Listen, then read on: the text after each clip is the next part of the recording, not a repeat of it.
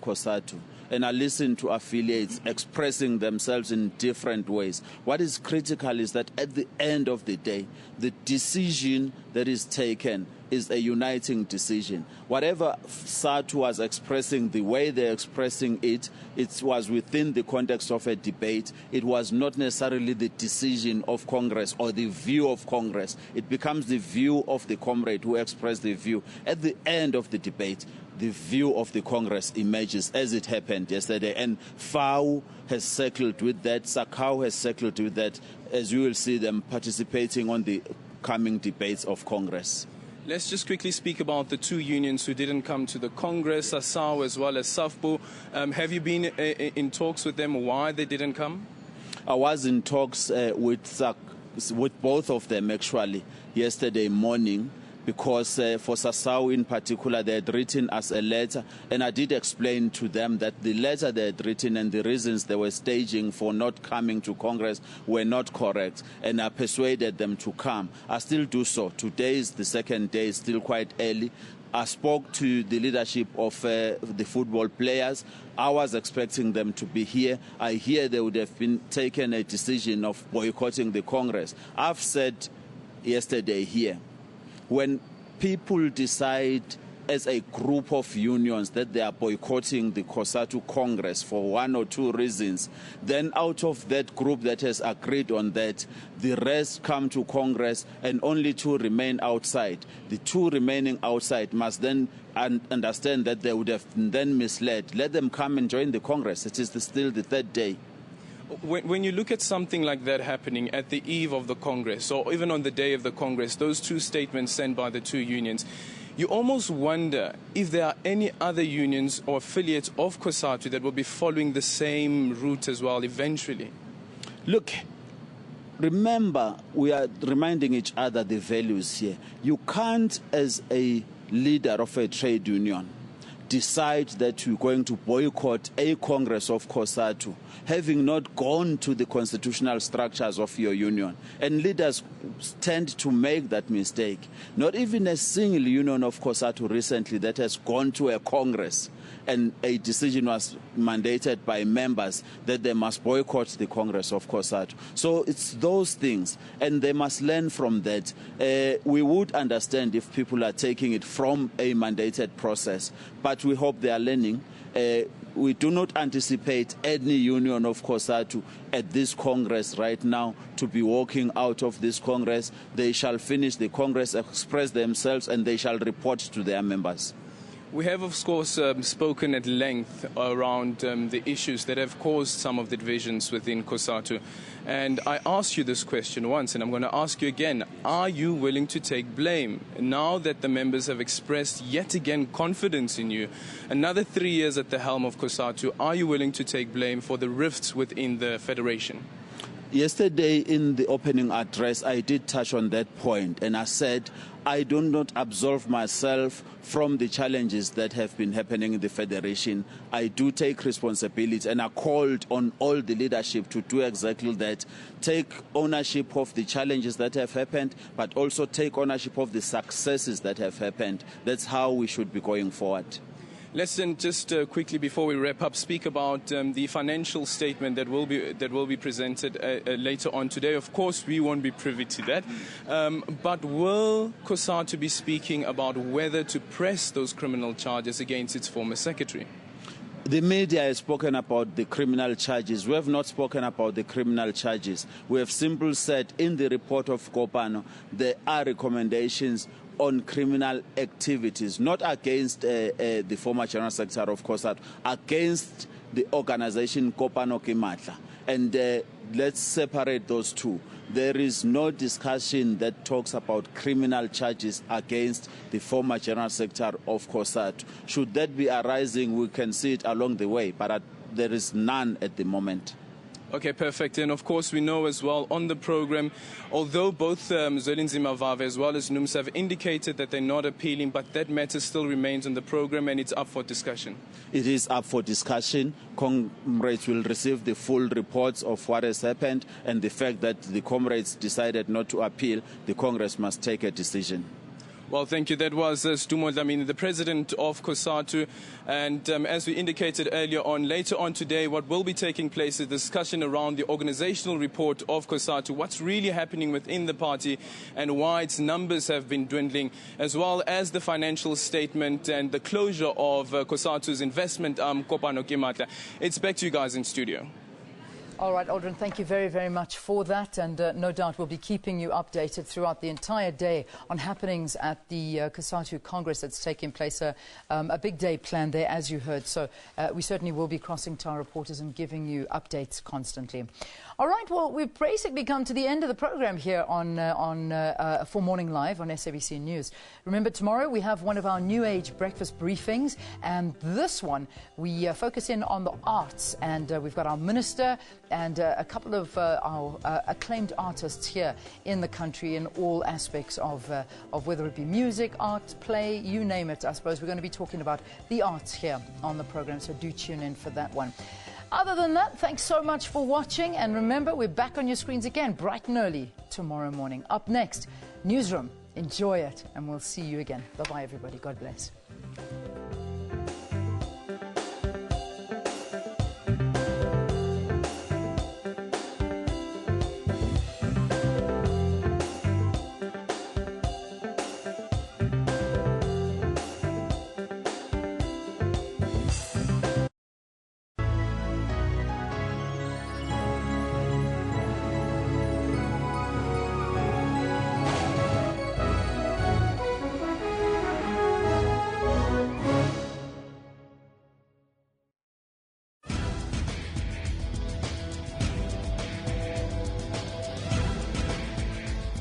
We live in a digital era, and the number of Africans with mobile phones is rapidly increasing. Twitter use is predominantly being done on smartphones. This is a very African phenomenon.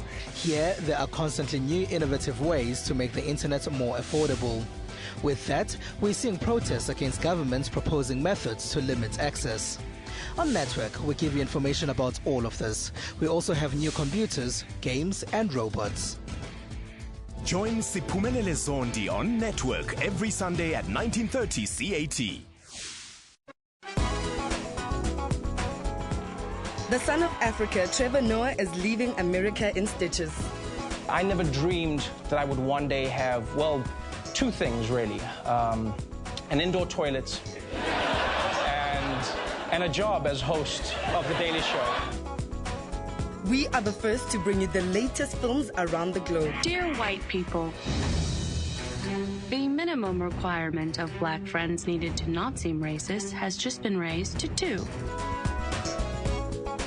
Carbons Asako is a gifted blind musician, a master of soothing notes from the piano. I love to sit behind the piano. You know, that also helps me find inspiration. Join Refulo Mulwa every Friday for that 1-hour weekly dose of art and entertainment news at 9 p.m. on Trends.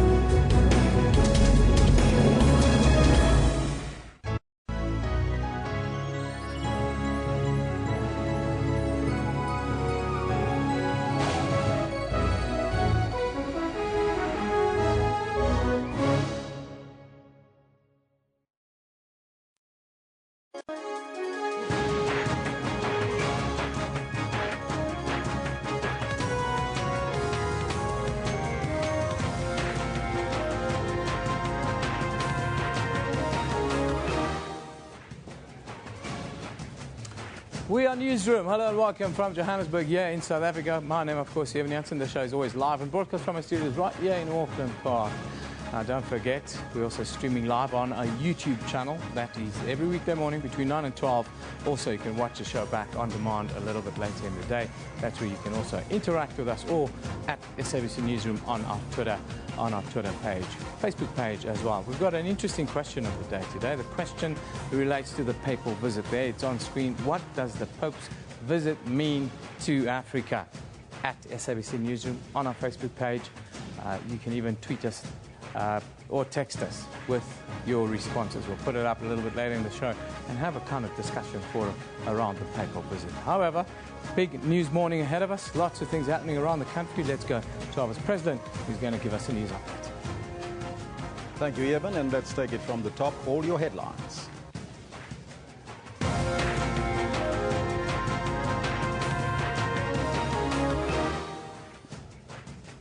President Jacob Zuma has pleaded with delegates attending the 12th COSATU National Congress to prioritize unity in the Labour Federation. Today, the Congress will reflect on various challenges faced by COSATU. 43 students from the Cape Peninsula University of Technology are due to appear in the Belleville Magistrates Court today on charges of public violence and contravening the Gatherings Act. And privatization of the South African Post Office is not on the table. That's according to the newly appointed Group Chief Executive Officer of the South African Post Office, Mark Barnes. Those are all your headlines, but before we get into it, let's find out from Kendall Makamate what's happening on the sports front. A very good morning to you. Good morning to you, Elvis, and a hearty good morning to you at home as well. This is what we've got for you in the sports today. The Proteas believe they have what it takes to win on a dry wicket in Nagpur and draw the series. This as the FIFA Ethics Committee has called for suspended President Sepp Blatter and UEFA Chief Michel Platini to be sanctioned. And angry Kenyan athletes take over their country's athletics headquarters and demand the resignation of leading officials. Make sure you stick around for that. 10:20, that's when we have our sport. Back to you, Elvis. Thank you, Kendall. Our top story this hour. President Jacob Zuma has pleaded with delegates attending the 12th COSATU National Congress to prioritize unity in the Labour Federation. Today, the Congress will reflect on various challenges faced by COSATU.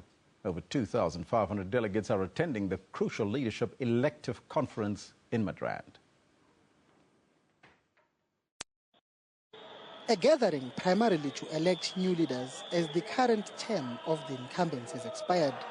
The main focus is on the vacant post of General Secretary following the expulsion of Zwelinzima Vavi this year.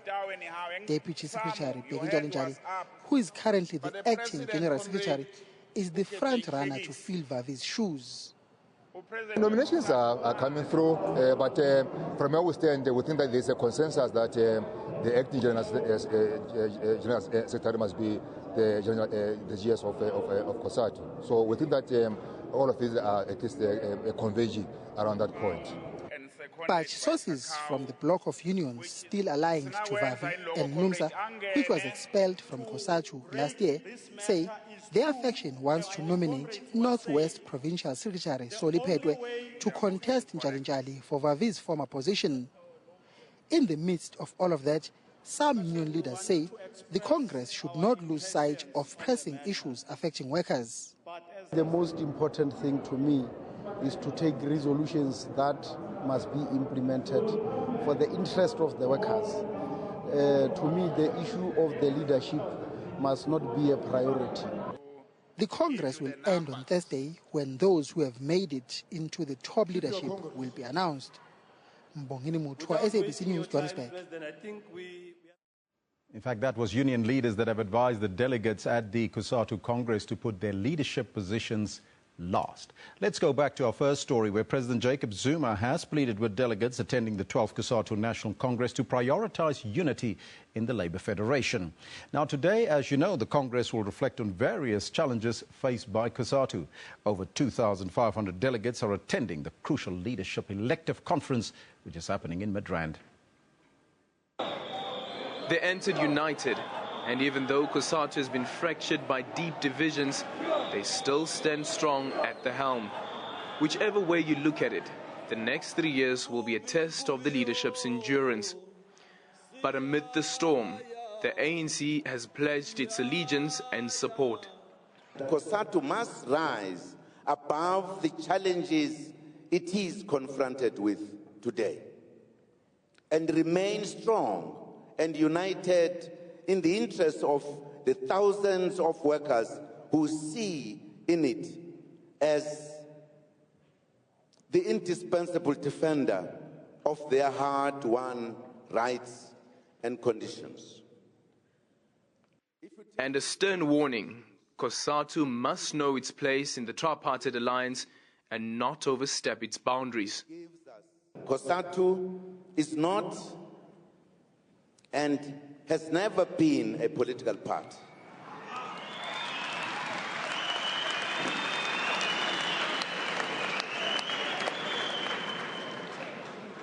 It is a trade union federation that has got a clear responsibility to advance workers' interests and defend their rights.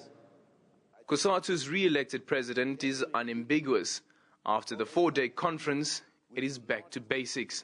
All of us gathered here, and I mean all of us, all the COSATU unions, we are resolved to achieve the unity of our COSATU, all of us here. As COSATU reflects on the past 12 years, 2 unions have decided not to be part of the Congress.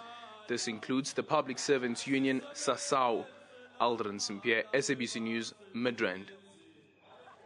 Now, we'll go to that elective conference a little bit later, and Eben Janssen will speak to Vuyo Mvoko, who's live at the venue, to give us an update on the latest, what's happening there and what's going to happen today. So you don't want to miss it. Stay tuned right here on Newsroom. Other news now. Judgment in the trial of a woman accused of murdering musician Nkululeko Flaba Habedi has been postponed to December the 9th.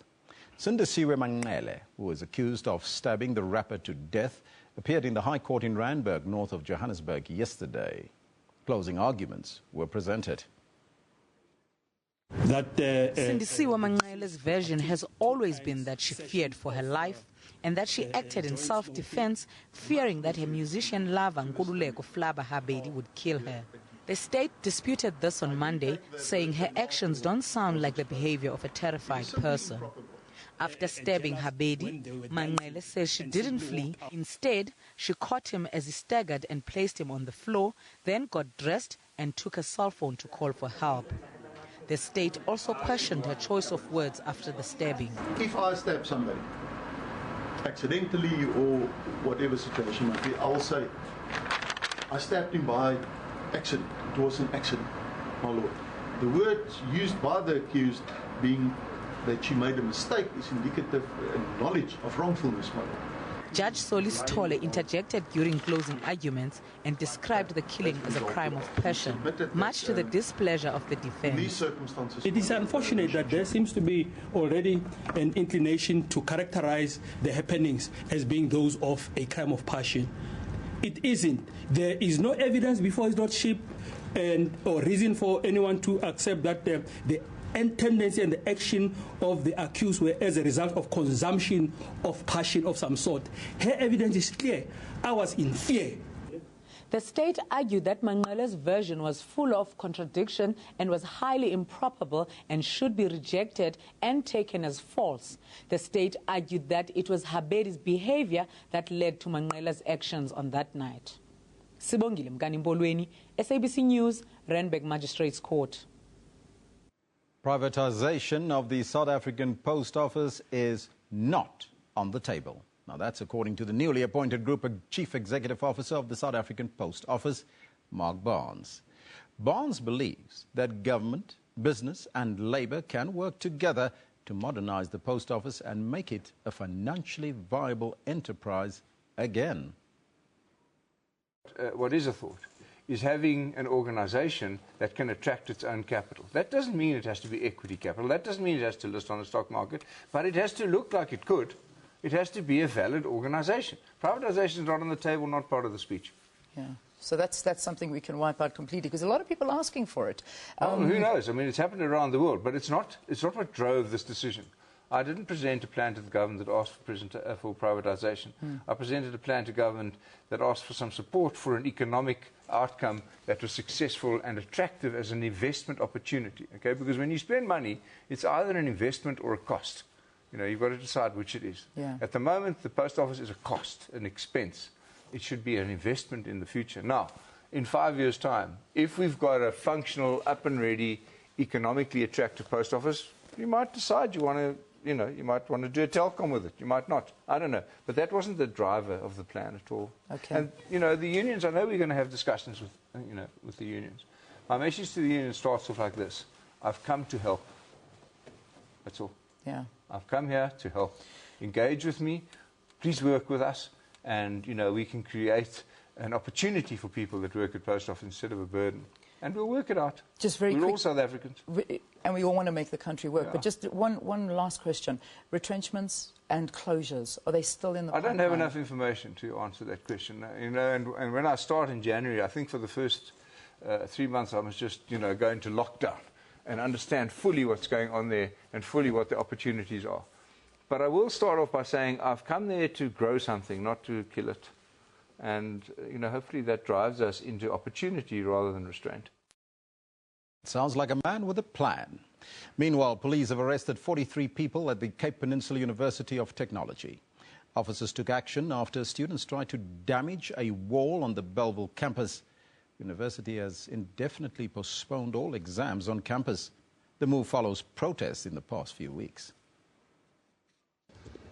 Cleanup operations are underway at the sports hall at the Bellville campus of CPUT.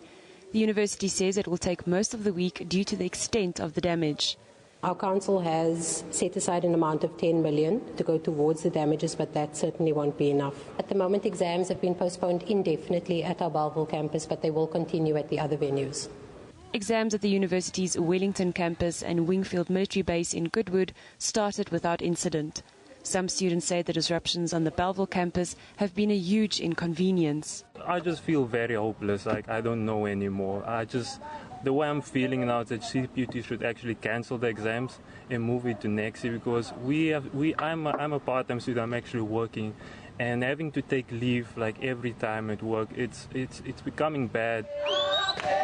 Meanwhile, protesting workers at Stellenbosch University are carrying on with their demands to scrap outsourcing. We want the university to be in-source us. We sit with the management of university, but the management of university is just rounding the circle. It doesn't come out with something positive. The university says they will monitor the situation. And that's your news for now. Yeben Jansen is standing by with in-depth analysis and interviews on the other side. Over to you, Yeben. Yeah, thank you very much, Jarvis. Very good morning to all of you at home. If you've just joined us, COSATU's National Congress will today reflect on various challenges facing the Labour Federation. The four-day Congress began in Midrand, north of Johannesburg, yesterday. One of the main challenges is the loss of the 350,000 members of expelled Metal Workers Union, NUMSTA. Now, our contributing editor, Vuyo Mvoko, he's in Midrand at the Congress. A very good morning to you, Vuyo. Thanks for joining us. Thanks very much, Yeben. Vuyo, before we get into the expectation of today, the President took to the podium yesterday and pleaded for unity. You must have spoken to some of the delegates already by now. How has the President's words been received thus far? Well, I mean, with unity and cohesion being the theme of the conference, virtually every speaker, everyone who spoke yesterday, including the president of COSATU, Stumo Dlamini, had to deal with that issue. But of course, whether they did so adequately or whether they went into the areas that some people thought perhaps needed venturing into is another matter altogether. I didn't seem to get a sense that there was adequate reflection as to how COSATU came to where it is today. In other words, a proper and very thorough analysis of how the disunity came about, the factors that influenced it or are responsible for this state of affairs, and of course, with that, how to get out of the quagmire that COSATU is in right now. But that said,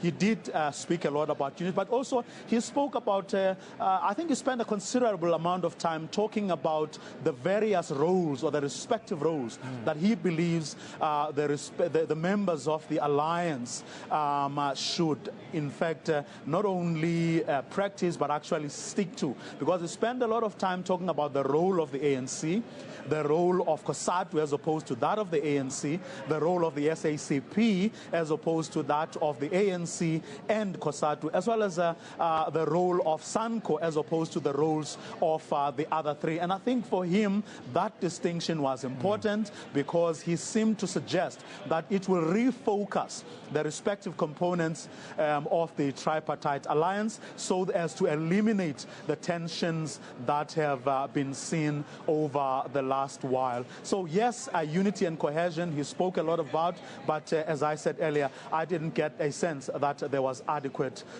reflection. There seemed to be areas that everyone seemed to be tiptoeing around and not really getting to. This is an elective conference after all, Vuyo, and we see reports today that 5 out of the 6 top positions will go through unopposed.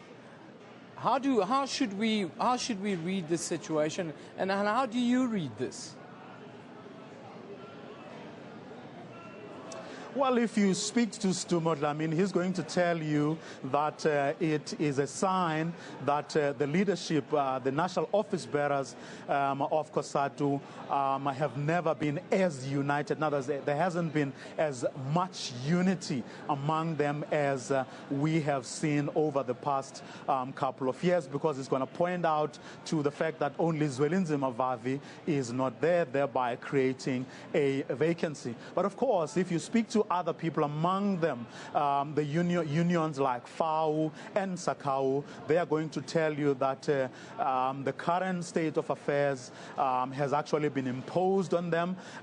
There wasn't any room for reflection or to even find alternative candidates because that would not have been tolerated at all. So it depends really on who you ask. But that said, if this leadership that's now taking over for another 5-year term is going to refocus COSATU on issues that matter, they probably stand a better chance of actually reuniting COSATU, or what is left of COSATU, and giving it a new energy and a new direction. But of course, that's subject to no other people deciding to join the other group led by NUMSA that is outside of COSATU. That is subject also to a situation not arising whereby the remaining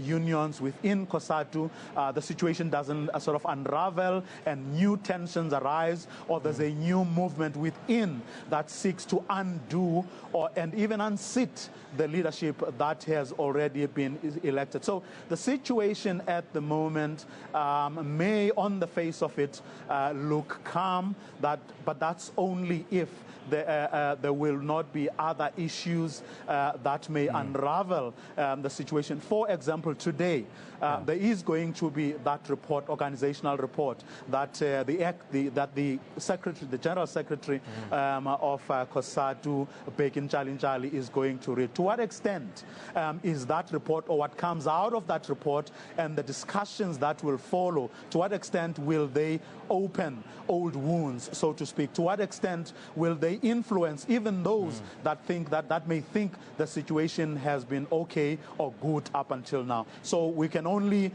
make that determination once those discussions take place later today.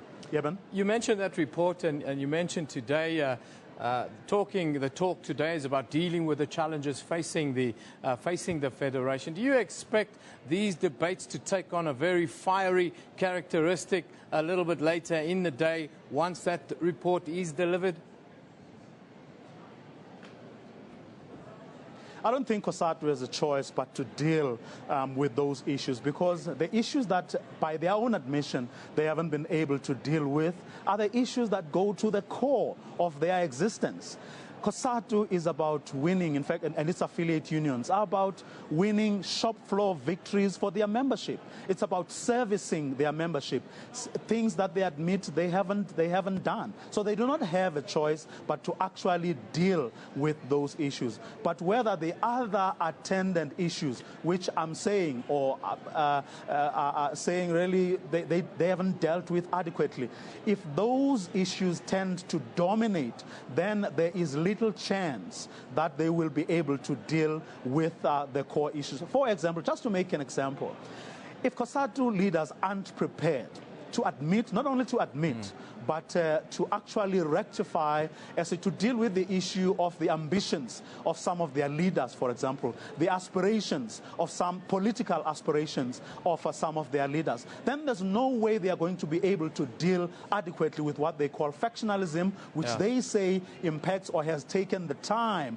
that they were supposed to spend dealing with hardcore issues. So they need to deal with those issues, and I think only once they have dealt fairly adequately with those issues will they then be able to deal decisively with the challenges that they are facing, that deal with shop floor issues, that deal with, for example, the embezzlement of monies that we are seeing within and among the investment arms of the various unions, and all the other challenges that they are facing.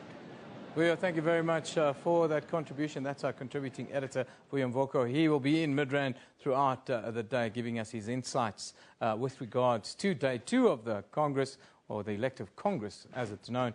And the expectation is that debates will be rather fiery as the Congress enters into its second day. Following delays from yesterday's disagreements amongst the delegates, the Congress managed to take place as planned. The President took to the podium then, and of course he asked for unity and cohesion. But he also pointed out that COSATU can no longer only look at the workers, but also have to look at the unemployed workers of South Africa, and there has to be planning for that. And Nhlanhla talks about Zuma is good from conflicts in the ANC in Natal last week, and now COSATU, he in fact seems to be holding the whole party together. This one from Nhlanhla Mjiako. Africa United says, I always ask myself, what are the benefits of being in COSATU if other unions are not happy? Why they must not just leave? Colin Shabangu talks about union cohesion at COSATU Congress to advance the National Democratic Revolution. Comrade Begi is elected to be the GS uncontested. Then Thabo Mokoshi talks about, and President Jacob Zuma calls for unity within COSATU after a rocky first day at the Union Federation's 12th National Congress. Yes, a fiery day is what day 2 will be. That's according to our contributing editor, Vuyo Mvoko. Yeah, he expects a report that will be delivered to open old wounds, he said. So, stay to this channel. We'll keep you updated as to how things develop there throughout the rest of today. Now, it's that time of the year again, the month that marks 16 days of activism against gender-based violence. The campaign kicks off tomorrow until the 20th of December.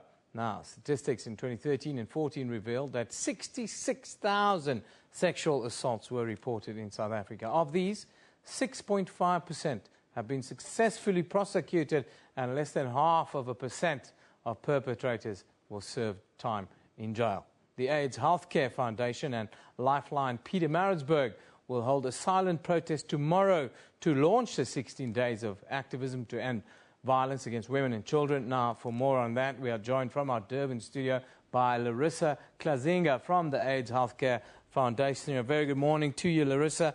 Thank you for joining us. Thank you very much for having me.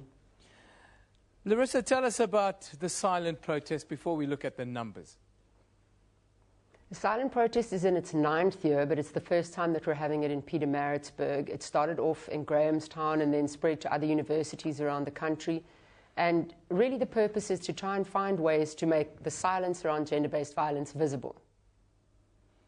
Let's talk about the campaign itself. We've seen many years of this campaign. Critics of the campaign says it's mere lip service, and the numbers show that the violence continue to escalate against women and children. Your views on that? The truth is, I think any opportunity to speak about gender-based violence is one we should embrace. My my experience is that, yes, I haven't seen a decrease in gender-based violence, but what I know for sure is that creating a platform where women can speak out about gender-based violence, where children can speak out about gender-based violence and be believed is incredibly powerful. So whether or not we're able to stop people raping, I don't know. But I do know that having women be able to reclaim their voice and to speak out about what's happened to them and have them be supported really does make a difference. The numbers are quite staggering. 66,000 sexual assaults reported in South Africa, 6.5% successful prosecutions, and less than half a percentage point convictions in jail time. What does that say? Yeah. Well, it says that people can rape with impunity, that gender-based violence is something that we've come to accept as part of our culture. It's one of those things that defines us as proudly South African, as shocking as that is. We've come to accept that at some point in our lives as women we'll most likely be raped. And it's not a question of will we be raped, it's a question of when. And that's a terrifying but true reality for many South African women. What about law enforcement, the attitudes of law enforcement? Are we seeing structural barriers that are created or created in the access to justice, I should rather say? Absolutely. I think there's a very high degree of secondary victimization at police stations across the country. The justice system is in some disarray. Dockets are lost. People can buy themselves out of court hearings.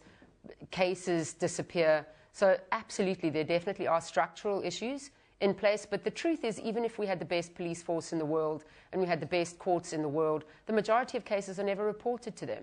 And they're not reported because, for the most part, people know the people that are committing the violence against them. They live with them. They're people in their families. They're people they love. And they don't want to report them for fear that they'll be killed because they live in the same home as the perpetrator oftentimes, but also because they're afraid that they'll, rob a family of a breadwinner, or they're afraid they won't be believed. So they just don't report. Now tomorrow you've got the protest march. Tell me about the objectives. What are you hoping to achieve tomorrow? Two key objectives for the day. The one is to raise awareness about access to post-exposure prophylaxis, which is a short course of antiretroviral medication taken directly after sexual assault, which will assist the body to stave off HIV infection. So that's a very important piece of information for the public to know and to come away with. The other is to raise awareness of a case that's currently being heard in Pietermaritzburg, which Lifeline Pietermaritzburg has been drawing attention to over the past months. Tulile Pungula's case, she was brutally murdered and the accused is a former partner of hers. He's been granted bail of 15,000 rand, and the reason he was granted bail is because there was a belief that he wasn't a threat to the community. Well, I mean, clearly he hasn't been found guilty of anything yet, but she was forced to drink acid and she later died, but not before she was able to identify him as her attacker. So it's a terrible case, and it's one that we really need the public to pay attention to. We don't want people to forget what happened to her. We want justice for her. In conclusion, for those who want to join your march tomorrow, but they're unable to, what's your advice to them? What should they do to show solidarity to what is a very important initiative in South Africa? If you can't get down to the court, if you can't come to the public library tomorrow, what I would advise is you donate your Facebook profile picture, you tweet, you donate your status for the day using the hashtags Break the Silence, using the hashtags Silent Protest, and really speak out, raise your own concerns.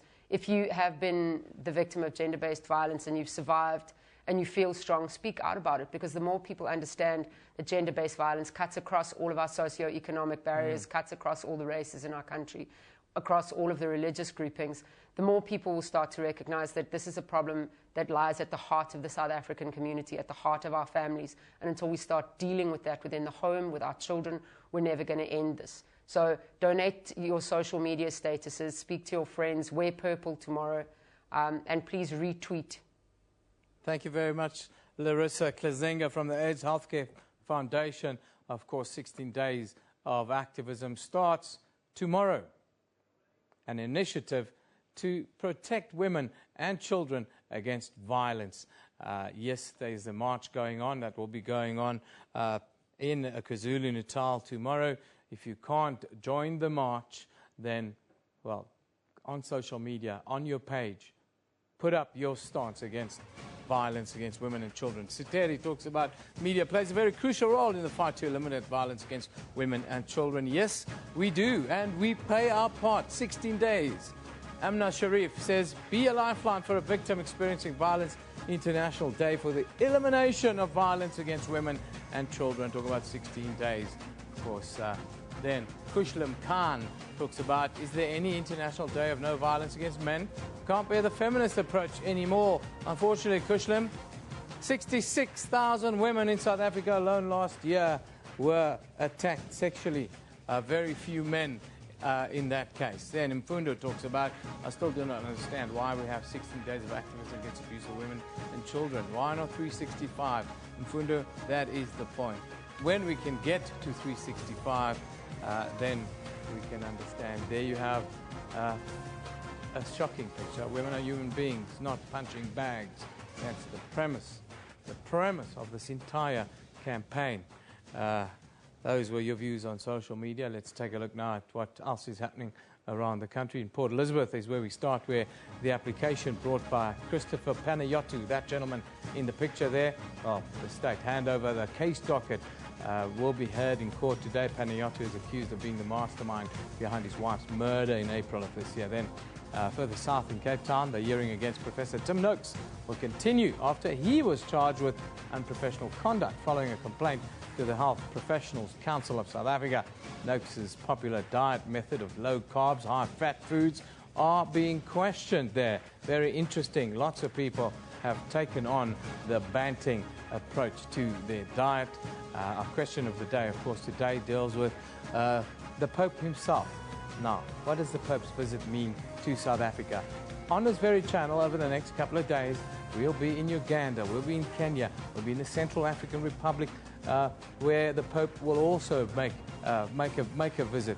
What does the papal visit mean to the African continent? Let's hope the Pope can bring more peace, inspire people to be more peaceful on the continent. But what are your views? We'd love to hear from you. Time for us to take a break. This is Newsroom here on SABC News.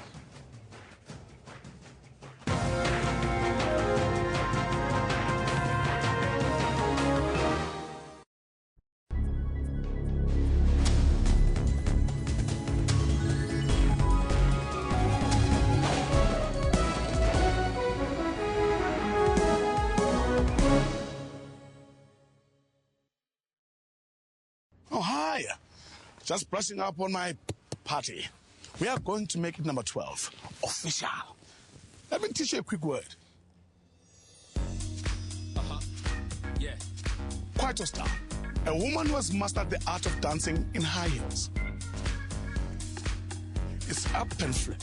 Get a bottle of Glenfiddich 12-year-old with 2 glasses for only $3.99.99 and help make party South Africa's 12th official language. Tops at Spa. Shake things up.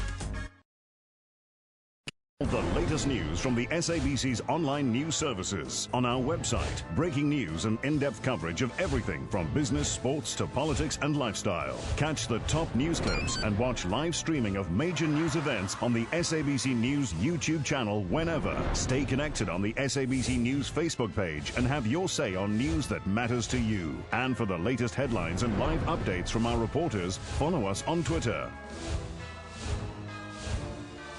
SABC Digital News, anytime, anywhere.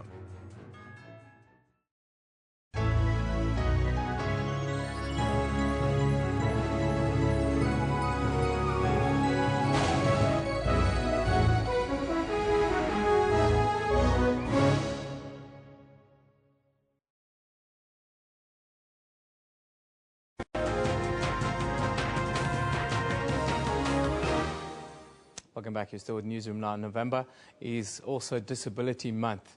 And according to statistics in South Africa, about 2.8 million people are living with some form of disability. Disability Awareness Month offers an opportunity for South Africans to remove barriers and to improve the quality of life of people with disabilities. Despite numerous attempts by the government to enhance independence and create opportunities for people with disabilities through social development and the implementation of social services and strategies. People with disabilities still face stigma and even abuse due to a lack of public awareness. Now, we are joined in studio by Dani Botha-Maree, who is the Program Manager for the National Council of Persons with Physical Disabilities here in South Africa. Very good morning to you, Dani. Thanks for joining us. Thank you so much, Evan. Now, we have fantastic programs, campaigns and strategies to assist people living with disabilities in South Africa. But stigma continues to be a problem. Why is that? Even correctly so, and just to reflect on also November month, the Disability Rights Awareness Month, we also feel as the National Council that we need to focus more than that month. We need to focus the whole year on issues pertaining to persons with disabilities. Various reasons for persons with disabilities that's still not part of the society and the integration portion, and that is where we come in with our various programs that we offer. Tell us about those programs that you guys are working with, but also tell us about some of the other challenges that people living with disability face, other than just the stigmatization. Yes. I can start with some of the challenges. One of the biggest challenges is, of course, job creation and job employment. And hand in hand with that goes accessible transport and accessible environments. So without those two, a person cannot be part of the mainstream job system. So that is one of the challenges that we are addressing with. And that is one program that we've got, Universal Design and Access, where we give advice and guidance for persons on how to change their environments, and then also the sensitization of persons that's going to work with persons with disabilities. You talk about access to transport, and that at times can be a very trivial thing for everyone else in South Africa. But how difficult is it if you can't get into a taxi, for instance, or you can't get into a building? These must be very frustrating issues facing people living with disabilities. Even if you start at the interview process, how will you get to the interview if you do not have any means to get there? So unfortunately, the transport system, the public transport system in South Africa is not up to standards with regards to accessibility and universal access to everybody. But it's getting there. It's still a long way to go, but we must congratulate government for what they are doing. But again, we need to emphasize that the transport situation needs to be improved. Even with the taxi industry, for somebody in a wheelchair or a mum with a child with a disability, sometimes will not pick up those persons because of the extra space that will be utilized in the taxi. Yeah, one can understand that. What about the contribution of the private sector? Are they making the kinds of contribution that you guys would want to see? Over the past years, it's been increasingly so. We are very happy of the corporates that's sponsoring some of our projects and getting involved in other ways as well. So overall, the corporates are really getting to the party. They do realize their responsibility as well to South Africa and then persons with disabilities. And in the sort of business sector per se, which business sector in South Africa right now is making the biggest and best contribution in general, if we can kind of look at that? A difficult one to answer. I'm going to mention two, the mining industry and then also the short-term insurance industry as an example. Yes. Well, that's very nice to know. And of course, education is probably the most important thing to deal with when we look at educating the public. Are we doing enough? Not doing enough. We are trying our best, and we are also asking the public to look at our website to see how they can get involved, because one of our programs is public education and awareness. And with that alone, by changing your attitude, you can really do a big change to a life or lives of persons with disabilities, just to start with. Well, Dani, thank you for joining us today. It's a very important month here in South Africa. It's a National Disability Month. Dani Botha-Maree, he's the Program Manager for the National Council of Persons Living or with Physical Disabilities here in South Africa. Thank you for coming to Newsroom this morning. Thank you so much. Now let's just take a quick look at what's happening on our Facebook page here at Newsroom. Of course, the U.S. State Department has issued a worldwide alert for American citizens on possible travel risk due to increased terror threats around the globe. Authorities believe the likelihood of terror attacks will continue as members of the Islamic State, called ISIS, amongst other names, return to their countries of origin from Syria and Iraq. And South Africa's economy is expected to avoid going into a technical recession in the third quarter of this year. That's a bit of good news. This follows a 1.3% growth domestic product contraction in the second quarter, weighed by the agricultural and manufacturing sectors. Finally, today's Congress of South African Trade Unions National Congress will reflect on various challenges facing the Labour Federation. The four-day Congress began in Midrand, north of Johannesburg, yesterday, and I can tell you we'll be broadcasting there periodically throughout the day. It should be a firecracker day there as the old wounds of disunity will surface again. A long-expected report will be delivered a little bit later. We'll be back there to kind of let you know what is happening there. Let's now move on and take a look at, well, what is happening around the globe when we look at the headlines, newspaper headlines that is. In Europe, The Times reports that a suicide vest that was apparently discarded in a pile of rubbish in Paris was being examined by police last night as their hunt for the remaining fugitive terrorist entered its 10th day. Then we move to the International New York Times. It says dozens of world-class runners stormed the headquarters of Kenya's Athletics Association, accusing top officials of stealing nearly $700,000 from a deal with Nike. Then finally in China, the South China Morning Post reports that a fast-growing Chinese biotechnology company is to build a cloning factory to copy dogs, cows, race horses and non-human primates, amongst other animals. And I can tell you that is going to cause a whole world of consternation. Time for us to take a break. Before we go, though, our question of the day deals with the Pope's visit to Africa. The papal visit. What does the Pope's visit mean to the African continent? That's what we're asking you today. We'd love to hear what you think about that. After the break, I'll be live in Kenya talking to Sarah Kamani exactly about the expectation ahead of the Pope's arrival there tomorrow. So don't go away. It should be a very interesting one. See you after the break.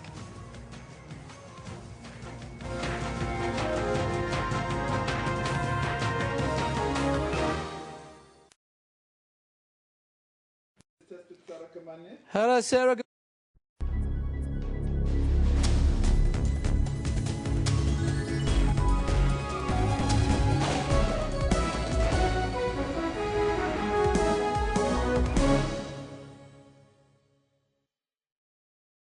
Oh, hi. Just brushing up on my party. We are going to make it number 12. Official. Let me teach you a quick word. Yeah. Quite a star. A woman who has mastered the art of dancing in high heels. It's up and flip. Get a bottle of Glenfiddich 12-year-old with 2 glasses for only $3.99.99 and help make party South Africa's 12th official language. Tops at Spar. Shake things up. At Philips, we wake up every morning and ask, how can innovation make a difference to you? How can thousands of LEDs bring the pyramids to life and light up hearts? How can an air fryer make delicious traditional meals with up to 80% less fat? How can portable ultrasound be part of a program to help lower infant mortality in Uganda? Because the only innovation that really matters is innovation that matters to you. Innovation and you. Philips. The road to greatness is not an easy one. It's rough, tough, and full of barriers. And there's only one way to master it. Never, ever stop.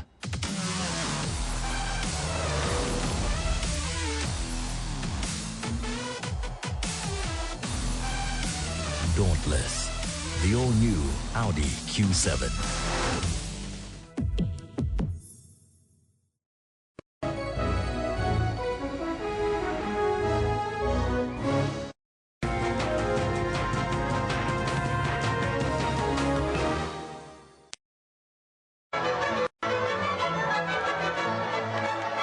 The SABC News will bring you comprehensive coverage of Pope Francis' visit to Africa. We'll report on his trip from Nairobi, Kenya to Kampala, Uganda. Don't miss the historical event. SABC News team. Yeah, that's right. Pope Francis arrives in Kenya tomorrow for the first leg of his Nation Africa tour. Now, in Kenya, preparations are complete to receive the head of the Catholic Church, while elsewhere, in the country, the pontiff will hold an open-air mass. He'll hold an interreligious meeting and meet at least 1,500 slum residents, the youth and officials at the United Nations Environment Program, UNEP. Their excitement is reaching a fever pitch in the Kenyan capital, where the Pope will spend most of his time. Now, let's cross to our reporter in Kenya, Sarah Kimani, who joins us via Skype this morning. Good morning, Sarah. Good morning, Eben, and thank you very much for having me. Fantastic. It's such an exciting day today as we build up to the Pope's arrival in Kenya tomorrow. Just tell us about the mood in Kenya. It's been a difficult year with terrorist attacks and the likes, but it's finishing the year on a big high, really, for Kenya, isn't it?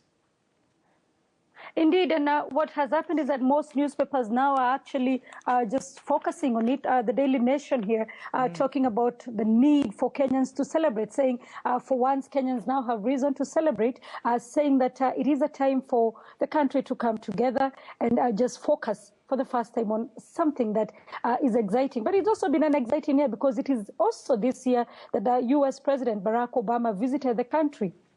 So they're looking at all those things and saying, indeed, despite everything, it has been a good year for the country.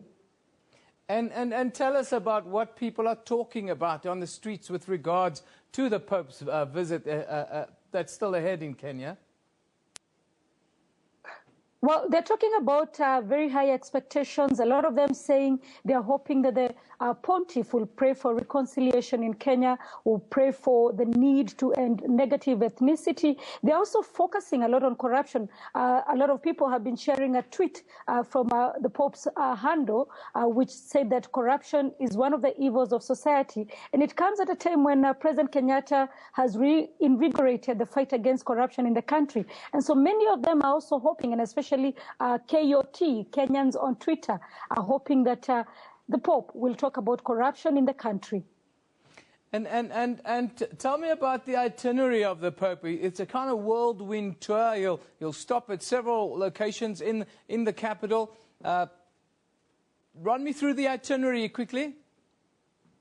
When he gets to Nairobi tomorrow, he will directly be driven to State House, Nairobi, where he'll have a meeting with President Kenyatta, and then after that, they will have a joint press conference. He will then, the following day, hold an open-air mass where at least 1 million people are expected to attend. He's also going to be holding a meeting with various religious leaders. He is known to be a pope of reconciliation and inclusivity, so he'll be meeting leaders from all religious groups that are represented in Kenya. Then the following day, he will have a meeting with the youth. He calls that a highlight of his visit, and also meet officials of the United Nations Environment Program, UNEP. Remember, he's released an encyclical talking about climate change and talking about how the poor are being affected by climate change. And then on the last day of his trip, he will go to a slum here in Nairobi called Kangemi, where he will meet 1,500 people, mostly those people who live in the slums, poor people, disabled people, refugees. But most also interesting is that he will meet a group of women who stitched the clothes that he will wear during his visit in the country. Now, the key focus, of course, have been on security for the last couple of days. I'm sure that there are special security arrangements in place. What are the government saying with regards to the Pope's safety and security in general? And what have they been telling the nation around this? Well, on Sunday, there was a joint press conference between the Office of the President, the Office of the Inspector General of Police, and the Catholic Church. The police said that they had heightened security, especially in the city where we expect the population to increase by about 1 million, because there are a lot of people also coming from the other countries and also outside of Nairobi to attend the Mass. Earlier, they had said that they expect to have at least 10,000 police officers to just man the areas where the Pope is likely to go through, and also to heighten security in other areas, because as they concentrate on where the Pope will be, it is likely that other areas may be affected. But they are saying that they are aware that anything could happen and they have heightened security in the country. Also, one of the things that they have done is that anybody who will be attending the press conference, the mass, whether a priest or a pope or a bishop or members of the press, are expected to have a card like the one I'm holding now, and each one of them must present it to the people at the gate. There'll also be very thorough security checks. Somebody will have to go at least through 4 security checks before they can enter any of the venues where he will be. Oh, that's very tight security. Now, in conclusion here, Sarah, we're asking our viewers a question today. The question is, what does the Pope's visit mean to the African continent? What do you think? What does it mean? Well, it means that he is thinking about the billion people who represent the Catholic faithful, because Africa, it is believed that the people who form the Catholic religion on the continent could be between 500 million to about 600 million. And so it is for the people who were spoken to, they're saying it means that they have not been forgotten. But also for a country, the countries that he has chosen, most of them have very many young people who are poor, who are unemployed. So it shows that he is thinking about including everybody on the fold into the Catholic faith. Sarah, thank you very much for joining us today. Sarah Kamani will be live with us over the next couple of days in Kenya as the Pope wraps up his visit or concludes his visit in Kenya. Now, the Vatican's message to the African continent is that the Pope, he will focus on talking about religious tolerance and peace.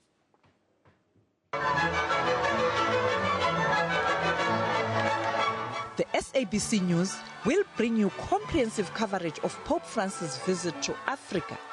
We'll report on his trip from Nairobi, Kenya to Kampala, Uganda. Don't miss the historical event. SABC News team. Yes, excitement is building in East Africa as the hour nears for Pope Francis to touch down in Kenya. It'll be his first visit to the African continent since he was elected leader of the Catholic Church in 2013. There's the question of the day. What does a Pope's visit mean to Africa? We'd love to hear from you. Tell us, what do you think about Pope Francis in general? He's a very open-minded Pope. Now, Russell Pollard talks about this week Pope Francis makes his first apostolic trip to Africa. He wants to bring a message of peace, reconciliation and hope. Pray for him, asks Russell. Cindy talks about Pope Francis asks prayers for Kenya, Uganda and Central African Republic, which he'll visit November 25 to 30. May they know peace and prosperity. His message, Cindy, will be of religious tolerance. God's love talks about let's keep a place for Christ in our lives. Let us care for one another and let us be loving custodians of creation. That's a quote from the Pope himself. SABC News will be all over the papal visit. We want you to give us your contribution as well as we follow the Pope for the next 5 days in his 3-tier African visit. It will be very interesting. Time for the weather now. Philip Hawkins is standing by.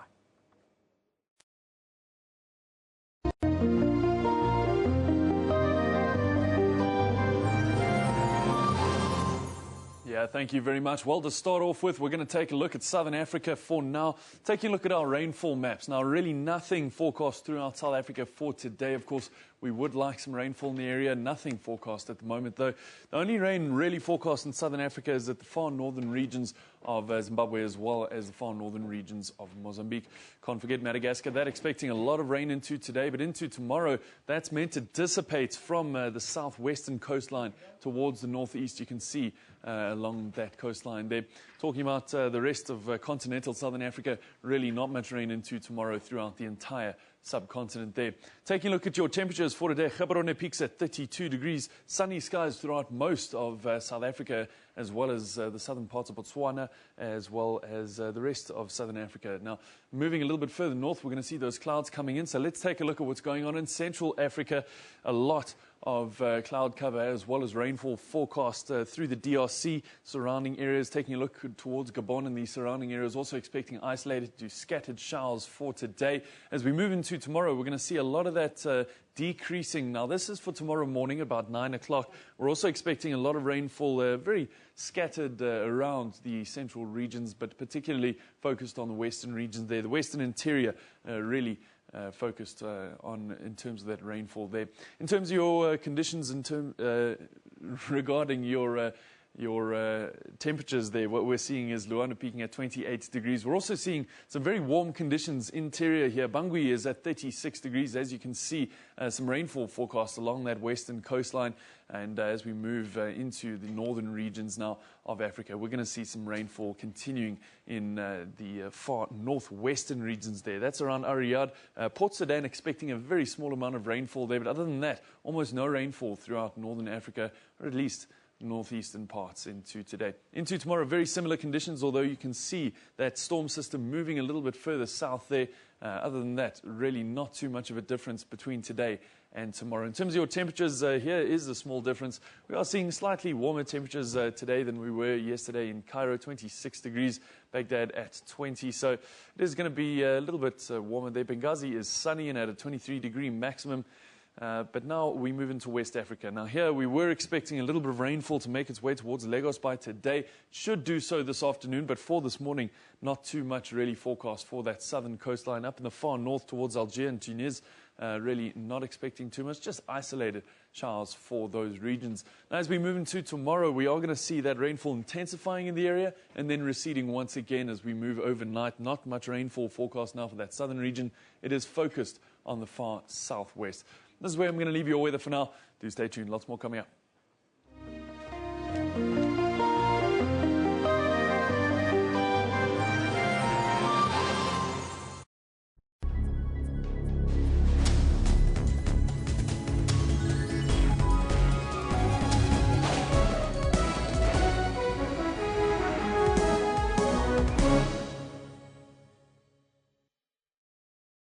Oh, hi. Just brushing up on my party. We are going to make it number 12. Official. Let me teach you a quick word. Yeah. Kwaito star. A woman who has mastered the art of dancing in high heels. It's up and flick. Get a bottle of Glenfiddich 12-year-old with 2 glasses for only $3.99.99 and help make party South Africa's 12th official language. Tops at Spa. Shake things up.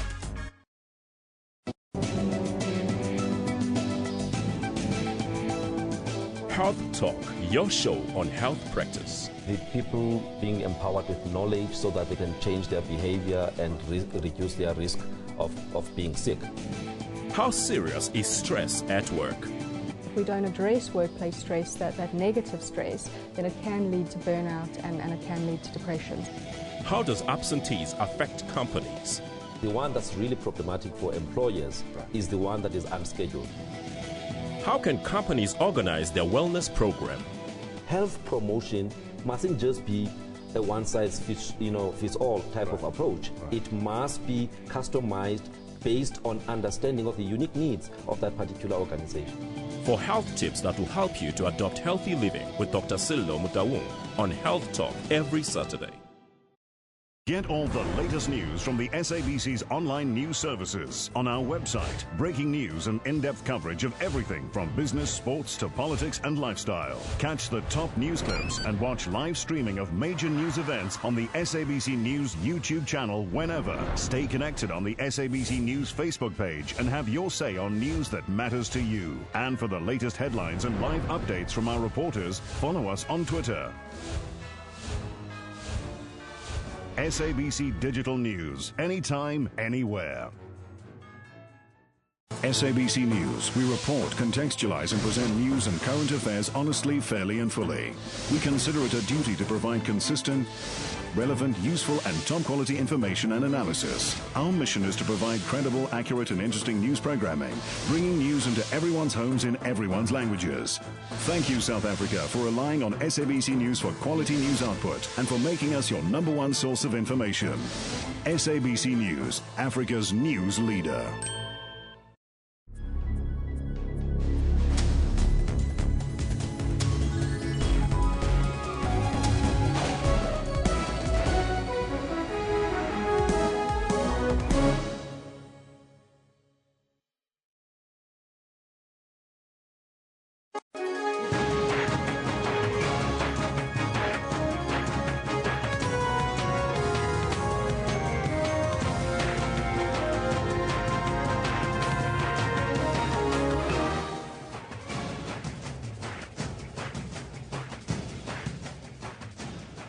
It's 10:00 hours Central Africa time here on this Tuesday, the 24th of November, 2015. Jumbo Africa, and a very warm welcome to the second hour.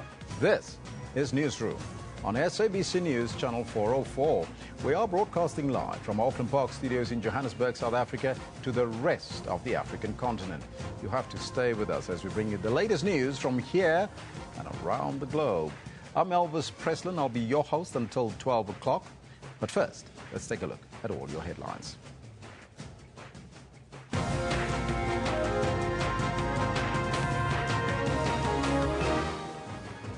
President Jacob Zuma has pleaded with delegates attending the 12th COSATU National Congress to prioritize unity in the Labour Federation. Today, the Congress will reflect on various challenges faced by COSATU.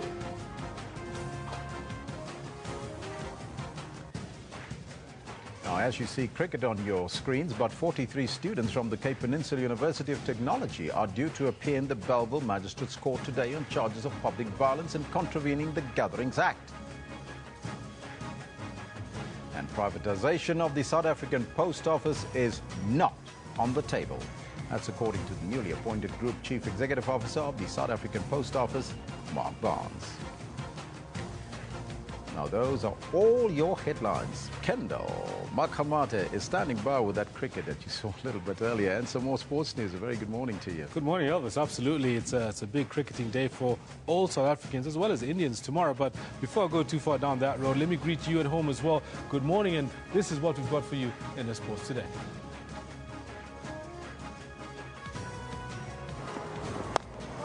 The Proteas believe they have what it takes to win on a dry wicket in Nagpur and draw the series. This as the FIFA Ethics Committee has called for suspended President Sepp Blatter and UEFA Chief Michel Platini to be sanctioned. And angry Kenyan athletes take over their country's athletics headquarters and demand the resignation of leading officials. That in a nutshell is what we've got for you in the sports a little later, 10:20 or so. Back to you, Elvis. That's all coming up in a short while, but right now let's take a look at your top story. President Jacob Zuma has pleaded with delegates attending the 12th COSATU National Congress to prioritize unity in the Labour Federation. Today, the Congress will reflect on various challenges faced by COSATU. Over 2,500 delegates are attending the crucial leadership elective conference which is happening in Midrand. They entered united. And even though COSATU has been fractured by deep divisions, they still stand strong at the helm. Whichever way you look at it, the next 3 years will be a test of the leadership's endurance. But amid the storm, the ANC has pledged its allegiance and support.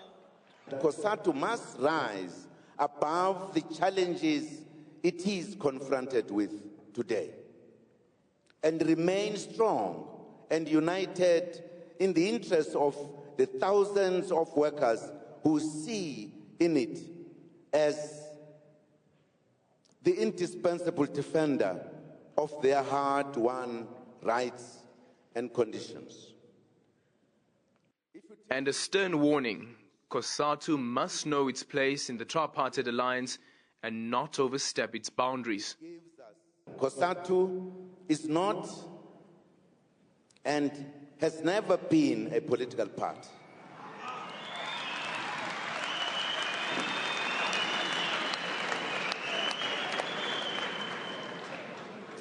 It is a trade union federation that has got a clear responsibility to advance workers' interests and defend their rights.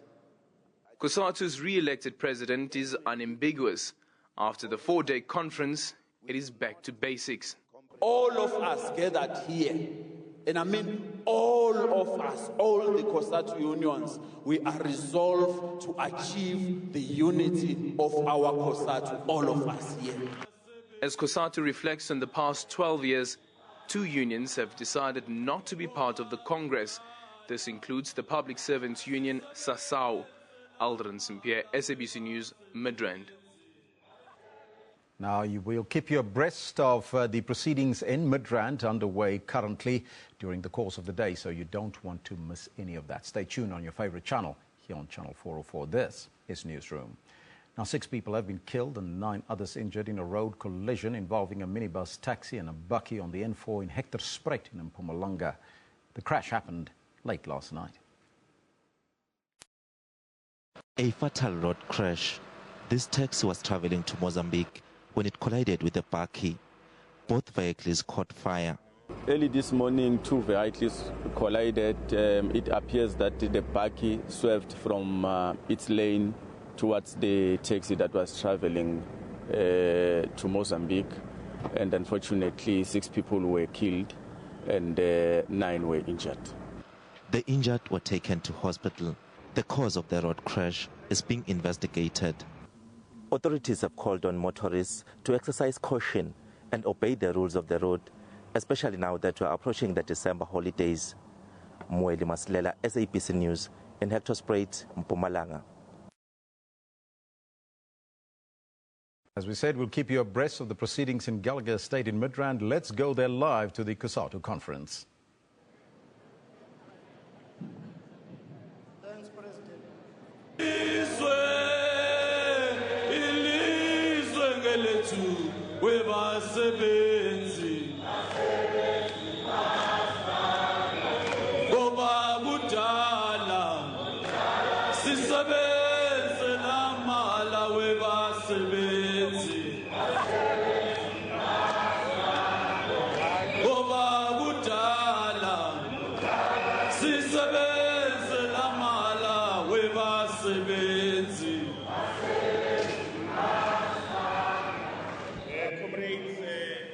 Of the minutes, there were unions who indicated Utama minutes about Tolanga.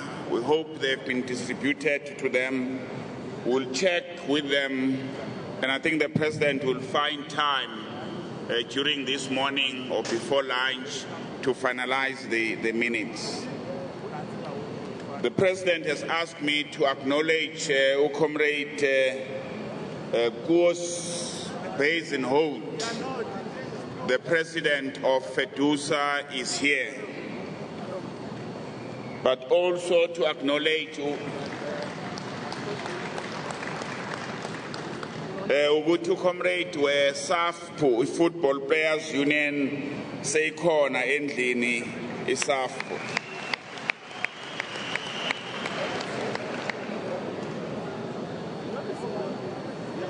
Comrade, when we closed yesterday, we agreed on the question of the contested position. The comrades are talking. After I've delivered the short input on the report, the Deputy President will call them to report on that outstanding matters. We're running a little bit behind time, and if we're not conscious, comrade, we may experience the 11th National Congress challenges, where we managed to table the political report, and when we came to the other sections of the report, we regard them as read. I want to introduce the political section of the report very briefly, comrade, on the assumptions that delegates have read the report and the union have prepared inputs to the report for the discussions. In the introduction section of the report, this is book 2. We briefly touch the history of COSATU.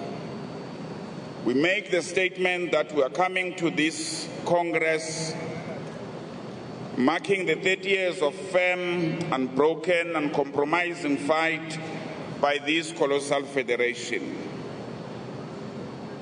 In 1985, we started the federation with about 500,000 members from 33 affiliates. Today, as we speak, we're almost 2 million members with 18 affiliates. This growth, comrade, should not be taken for granted. As we debate, we should not be boastful about the size. Of course, comrade, we know that size count and that numbers do not lie. But we must be mindful, comrade, that it was not just a miracle. The leaders before us worked very hard to bring the federation where it is. The record of our struggle speaks for itself. We're never neutral in the struggle. We refuse to become boots or bread and butter federation. When we're born, we're baptized by fire. As comrades will remember that we immediately had some opposition from Inkatha. USA was launched. There was a state of emergency. In those years, there was the COSATU house was bombed. But comrade, we responded in that period with unprecedented 1.3 million working hours lost as we were fighting for our issues. In 1985, comrades will remember in Carisfontein, Comrade Bahai made the statement and the warning to PW Border. Watumnikeza nje 6 months, amapasi lawa khona ufuna saphelile, and the new laws should be introduced on past laws. A year later, in 1986, the border government conceded to that a demand. As we are going to be discussing the report, comrade, there are a few things I think as leaders that we must bear in mind in our engagement to find one another, in our engagement, because we all believe, comrade Tuguti, we have the common goal to make, got the same strategies, but we may differ in tactics. That we are all here on behalf of the others. That we are all here leaders, and we must always acknowledge that leadership is about honor, is about privilege, and is not a right. That leaders come and go, but the organization will remain. And that we are not bigger than the organization itself. And that we must never be happy when we are divided. We must always, as the President Zuma indicated yesterday, that the unity of workers is paramount. In the report, comrade, we discuss the political turbulences, and whenever we have these issues, we're going to the report. We normally find strength, comrade, to our 2015 plan in the introduction, when we said, comrade, we have inherited the rich liquors of the democratic and militant trade unionism from our predecessors, direct from the 1973 Durban strike that led to the emergence of a democratic trade union movement. And we said, oh, comrades, we owe it to these pioneers to sustain and build and strengthen COSATU. So in the report, comrade, we raise a few issues, and I'm going to touch them very, very briefly, comrade. We reflect on the balance of forces. We said, comrade, in 2012, when we met here, there were a number of positive development. We reported about the development in the Latin America, the many left government which were elected to power. But as we know, comrade, the balances of forces are not static. There were responses from the West. As you see in the report, the use of wars, particularly by the Americans, the attack of workers in terms of their rights. So we highlighted those issues, comrade, just to reflect where things globally are. But there has been some responses, comrade, as the report indicates. the development in Cuba, the American stance in terms of Cuba. Of course, the Cuban government has indicated that that is the beginning, and there are issues that are non-negotiable from the Cuban side. The development in BRICS, there's a big section in the report that talks about the development of BRICS and how do we position ourselves as as South Africa in relation to the BRICS, considering that our economy is the smallest in the BRICS, or whether the expectation from the BRIC countries is that we are going to be the supply of raw materials. But we're asking, comrade, in the report is how we should take the posture of BRICS and its development in particular, of China in particular in Africa. And we have seen some reaction by many other countries to the Chinan development. We look to the development in Africa, and our starting point, comrade, in the report, we raise 4 issues. That we are looking for an Africa that is free of poverty, free of hunger, unemployment, underdevelopment, inequality, and diseases. Recognizing the contribution of the international solidarity movement worldwide, but in particular of the working class in the defeat of the apartheid and the role that Africa as a continent has played. And therefore, we must pay special attention to the painful, terrifying conditions on our own continent, Africa.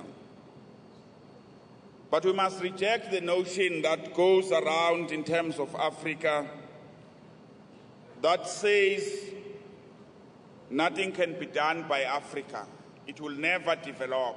I think when the Minister of Development talk about the development in Africa in general and the contribution that South Africa has on Africa, we may find comfort in terms of what needs to be done in Africa. We must reject the notion that the plight of Africa is a given. We must reject the notion that Africa will always be like this, that it will never develop. Of course, there are many, many challenges, but they need to be addressed. And COSATU has a contribution to make in the development and the strengthening of the labor movement in Africa. Then the report moves, comrade, from globally to Africa and come back at home. And using the 2015 plan, it talks about the alliance, and it raised some few issues around the NDR, the key economic advances, the industrialization, the infrastructural development, and the opposition parties' tendencies to attack COSATU. And we have to find the reason why all these opposition parties, one of their target is COSATU, from the National Party to Inkatha to the DA to the UDM. Those comrades in the mine will remember Mouthpiece and the 5 Madodas, the COPE and the EFF. It may be the role and the importance that COSATU or trade unions can play. Then the report, comrades, goes to the transformation of the judiciary. There's a long section that talks about the transformation of judiciary, and that will need to engage in that report and be able to respond. It touches the violence in the public services, comrades. We have seen in the past few years the attack on nurses by members of the community. We saw it in Bara, we saw it in Alexandra, when the relatives of the patients visit their patients or their relatives in hospital and find them sleeping on the floor, find them on unwashed linen, find them hungry, not have received medication, they turn their anger to the nurses on issues that is beyond their control. We've seen the attacks on teachers, comrades. We read the stories of parents attacking the teachers when their children are not doing well. Umntwana uyafunda uyafeyila, abazali bashaya utishela. There's a long section, comrades, on the killing of police. The numbers in the report are horrifying, comrades. We understand the frustration that Pope go through when the president talk about the young people joining the force. It's a frustration because the response from our government is not enough.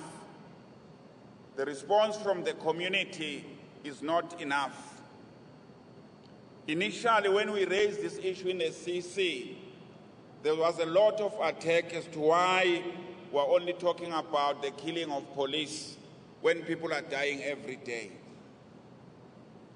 We explained, Comrade Tuguti, the attack on the police start with the police, but the actual target is the ordinary people. When there are no longer police to protect the community, the criminals are going to go for the vulnerables, the unarmed, the women and the children. So it's our responsibility, comrade, to protect the police so that the police can protect us.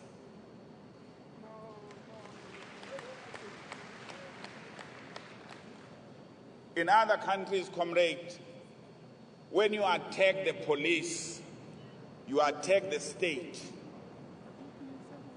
And if we don't understand that, comrade, and if our government and our movement does not understand that the attack on police is the attack on the state, comrade, it's going to be very, very difficult.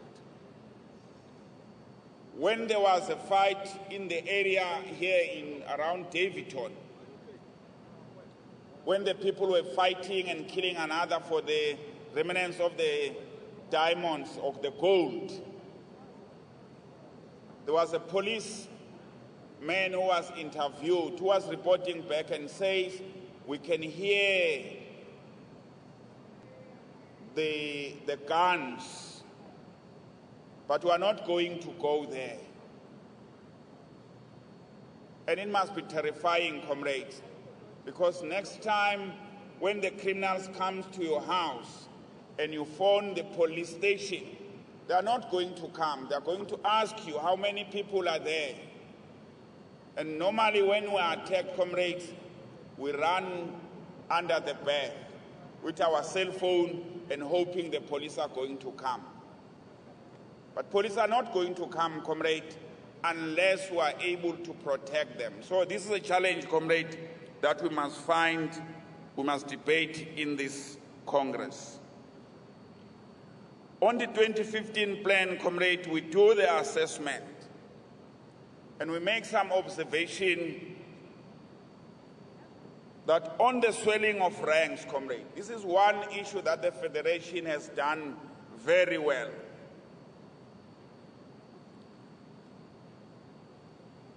The person who is the governor of Reserve Bank comes from from COSATU. The SG of the ANC comes from COSATU. The deputy president of the country comes from COSATU. The many premiers are coming from COSATU. The many ministers are coming from COSATU. The speakers of the legislatures, the majority of them are coming from COSATU, and many, many more. The question we must ask, comrades, when we debate is that we indeed have swelled the ranks. But what is the yardsticks of measuring our influence in that swelling of the ranks? So that we can be able to talk about the qualitative contribution that COSATU has made in the swelling of the ranks. But also need, comrades, to have some discussions around our political definition of a trade unionist. When the party deploys their leaders to government, they still call them back to account in terms of the structures in which they are coming from. But for us, as soon as you leave COSATU, we cut the relationship and we said, these are the former trade unionists and we have no relations with them. I think we need to debate and find how to use the comrades who have cut the political teeth in the federation. We must debate, comrades, in terms of the fact that when we go to the Alliance Summit, most of our arguments are taken on board. When we go to debate the manifesto, many of our issues are taken on board. But when it comes to implementation, I think that's where our gripe, comrades, lies, and we need to debate in terms of how we turn our good talks into actions.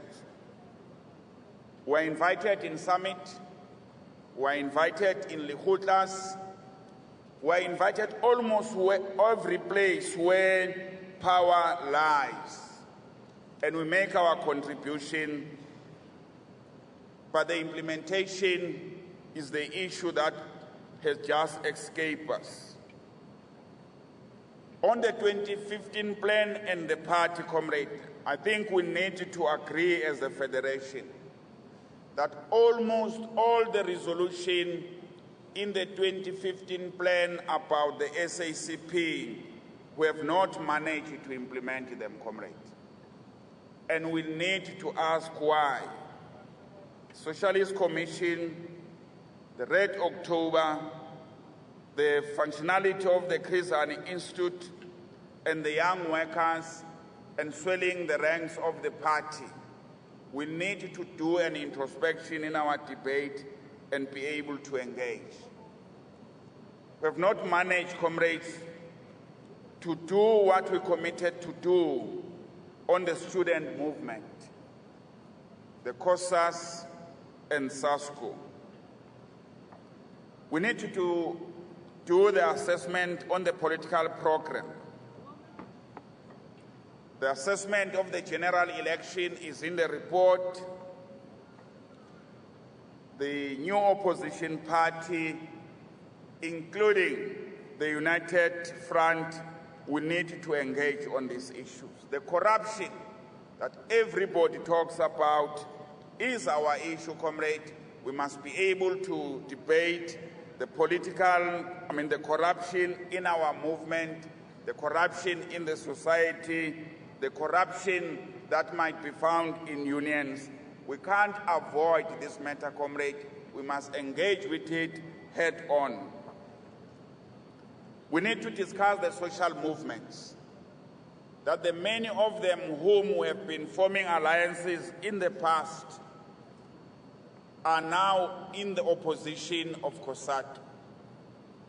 We need to revisit our strategy and be able to engage.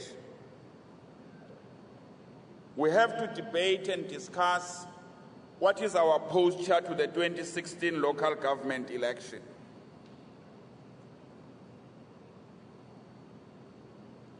In this discussion report, comrades, there are a number of recommendations in the document that I'm not going to talk to. but I'm going to highlight them in terms of pages. Page 54, page 65, they are all in a different colors, comrade. It says these are the recommendations. We must engage on those recommendations. At the same time, we must debate them and debate them together with the resolutions that we have submitted. Comrade Deputy President, I think we should stop here in terms of the report, because the report has been with yourself for a very, very long time. Want you to engage, want the union to debate those recommendations so that we can be able to move forward. Thank you very much. Amandla. Thank you very much, Nopala. Comrades, that is the summary of the political report. I see the boards. Can I also, I noted UNUM, but can you also outline the process moving forward? You would know that the nominations for the position of the DGS was open until 10 o'clock. We would not want to take discussions on the report now, but rather call the IEC to give us the report on that position, and then take an address from SANCO, followed by an address by the SACP, and after the parties' address, we will then come back to the political discussions and affiliate resolution. That's what we are proposing on moving forward, comrades. Can I hear NUM?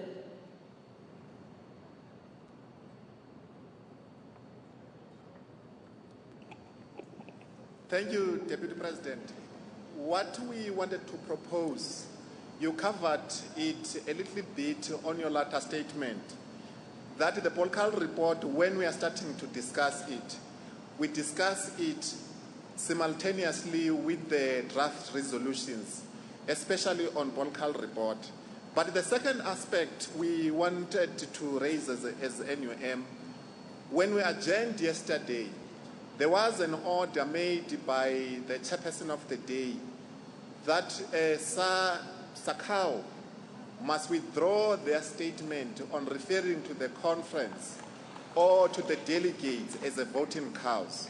So as NUM, we believe that that order still stands, and the comrade must withdraw that statement, because we believe that it is a disrespect to the Congress or to the delegates. Thank you.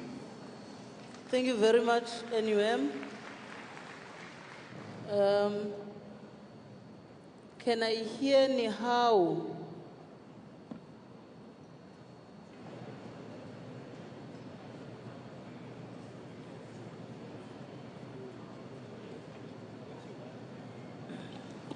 Thank you, President. We want to second NUM on the proposal of discussing the political report together with the draft resolutions of the political sections. And indeed, Comrade President, we're going to say that it will be out of order for the Congress to allow itself to be addressed by Sakao when they did not observe the ruling of the chairperson and have not respected the Congress when the Congress made a grievance about them being called cows.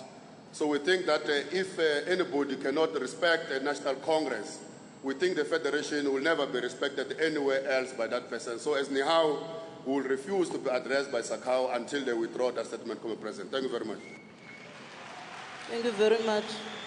Comrades, before I note there's a board right at the end, can I, for progress of Congress today, request Sakao to humbly withdraw that statement.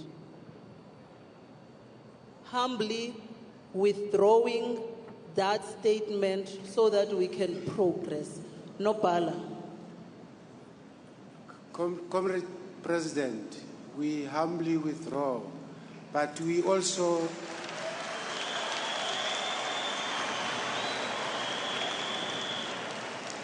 Iman, my comrade, the General Secretary of SACAU is on the podium. we also appeal for consistency. When others call people in the Congress idols and pop stars, it's not an issue. Thank you, SACAU. It is noted. Comrades, can we be reminded of Congress rules? Can we be reminded of Congress rules? They are in your book 1. If you seem to be forgetting before you take a podium, remind yourself by refreshing on the Congress rules so that we have less of orders that are raised on how we conduct ourselves when we are interacting on these issues. I saw that board. I'm not sure whether it is still Limusa. Limusa, then Fau. Can I hear you, comrades? Thanks, President.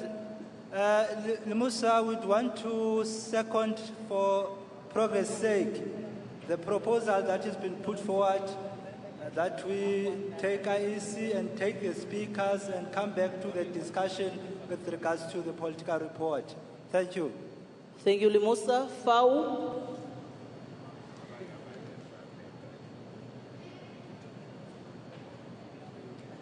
No, thank you, Comrade President. We believe that it will be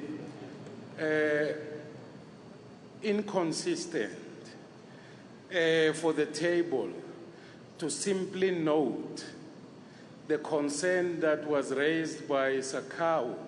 We think we should go to an extent of asking the respectable Democratic Teachers Union to withdraw. Thank you, Fau. Comrades, lower the board. Satau, I've noted you. Because we want unity in the federation and we want consistency. I, man, my comrade, I'm chairing. Can I be allowed?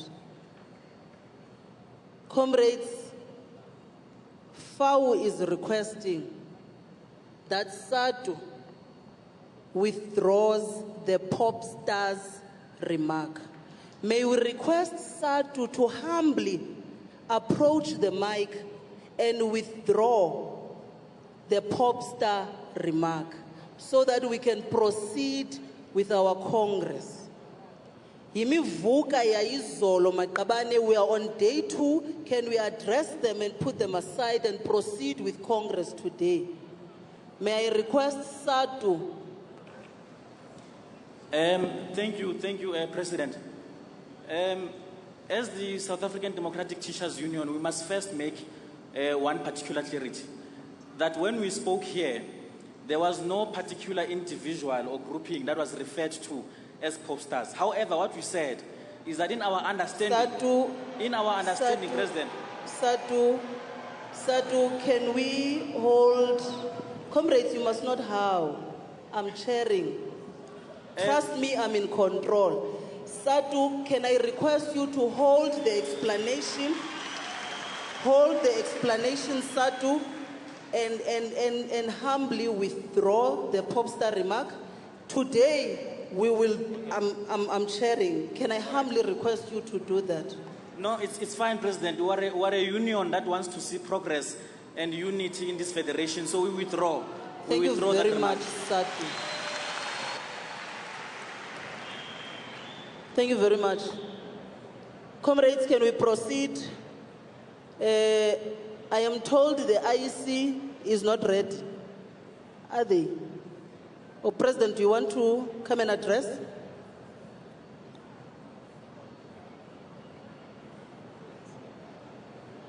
Thank you very much, Comrade President. Just to say that there is a request that, and it's a request from the unions here, we delay a little bit on that process and allow you to proceed with the next item. We come back as soon as we get an indication of readiness from that side. Thank you very much.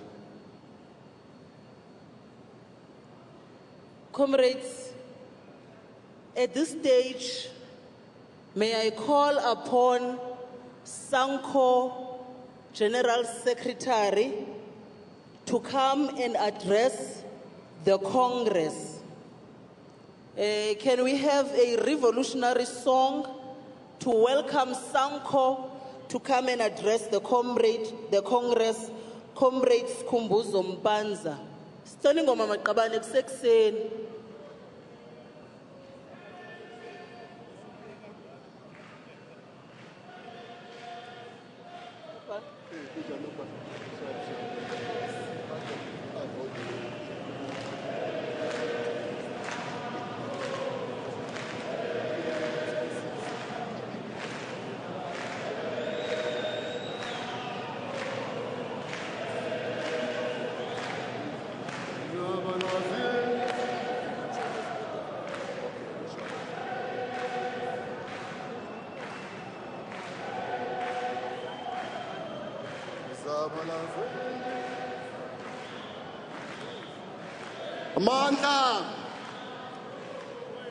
Mandla ikhosati yasetyenzelwa ala ikhosati yasetyenzelwa la ayithengwa ngemali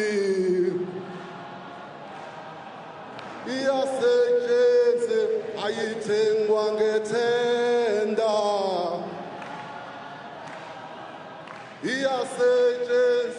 ikhosati yasetyenzelwa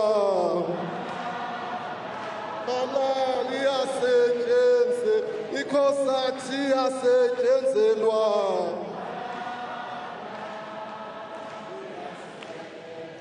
awungeke uyithenge ngemali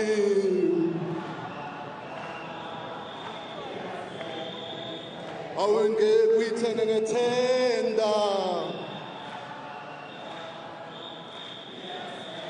Mandla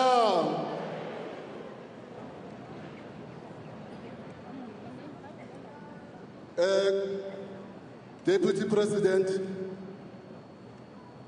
who is also the chair of this session, we want to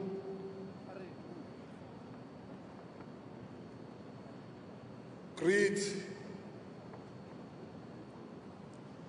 the Congress COSATU and bring revolutionary greetings from the Executive Committee of SANCO, and also forward an apology on behalf of our President, who really wanted to be part of this, but because of his parliamentary duties, he couldn't make it.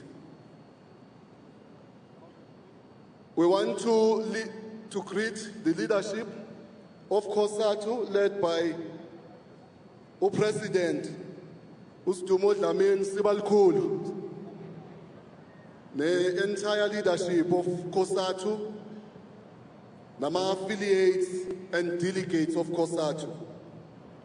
We also want to greet the African National Congress leaders present here. I assume that this time they are led by Treasurer General, Comrade William Keys, the Kabazel.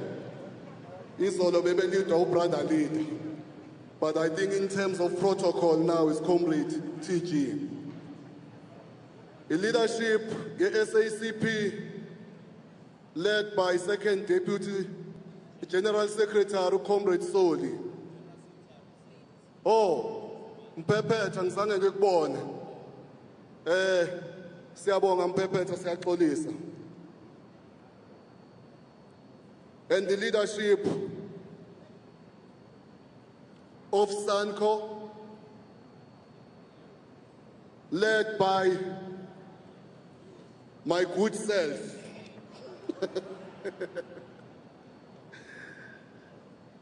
And all the delegates, the guests that are present with us, and all protocol observed.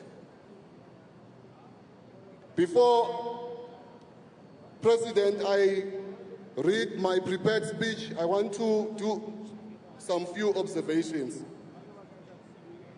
Firstly, we want to thank SANCO, the wise words that we have heard yesterday from the two presidents of our alliance. First, from the comrade Stumo of COSATU, and also President Jacob Zuma, who's the African National Congress and state president. I think, comrades, those wise words that we heard yesterday, we must just go and implement them as they are. Begumkhabulo loya. And it's khablile, comrades, because it's important that as leaders and members of this wonderful alliance, siyawubamba umkhabulo and isiqhubeke now, because kunje embuthweni wethu, because comrades awasawuhloniphi and they don't respect umkhabulo. I also want President to support what was said by COSATU President yesterday on the sections. I think we must underline the sections of media who are busy peddling lies in our movement. I know today they are talking and they will then send messages and say, COSATU has done this and that. And they will talk about the alliance and reconfigure it and reconstruct it and say the tripartite alliance met. I want to talk about that unapologetically. I have not heard the president of COSATU yesterday talking about the tripartite alliance. Said the alliance. The alliance, which is ANC, SACP, COSATU, and SANCO. The president of the ANC has not said that. But when it goes out to the media, newspapers and TVs, they will say the tripartite gathered in Midrand, which is lies. And we cannot allow those lies to continue. And I want to support the president of COSATU by saying that he was talking about the book that was written and say, don't buy it and don't read it, Google it. I want to say, don't buy those newspapers who are spreading lies and peddling lies about our goodness. Google them. Google them. Don't watch those channels of TV who are spreading lies. Maybe you can Google them as well. I don't know how much channel are Google. But for YouTube, don't watch them. Isolate them. I just wanted to raise those few comments here. I will start my speech, Chairperson, with a quote. This is the quote from the wise comrades and great thinkers of that time. Open quote. The problem of cadres is posed under the premise that the line has been worked out. That is why a wise political line is the precondition for the existence of good cadres. It's quite impossible to have good cadres if the line is wrong. Of course, a wise line alone cannot exclude the possibility of wrongdoing and degradation on the part of the cadres, because whether a cadre acts rightly or wrong, is good or bad, depends on many other factors than the line, including his personal attributes. However, A correct line is the basic condition in bringing the revolutionary task to success. And as such, it produces one batch after another of good cadres and keeps to a minimum the possibility of cadres committing errors in political orientation. To be sure, in a revolutionary movement, it is hardly possible to prevent a few bad, opportunist elements from infiltrating into the revolutionary ranks.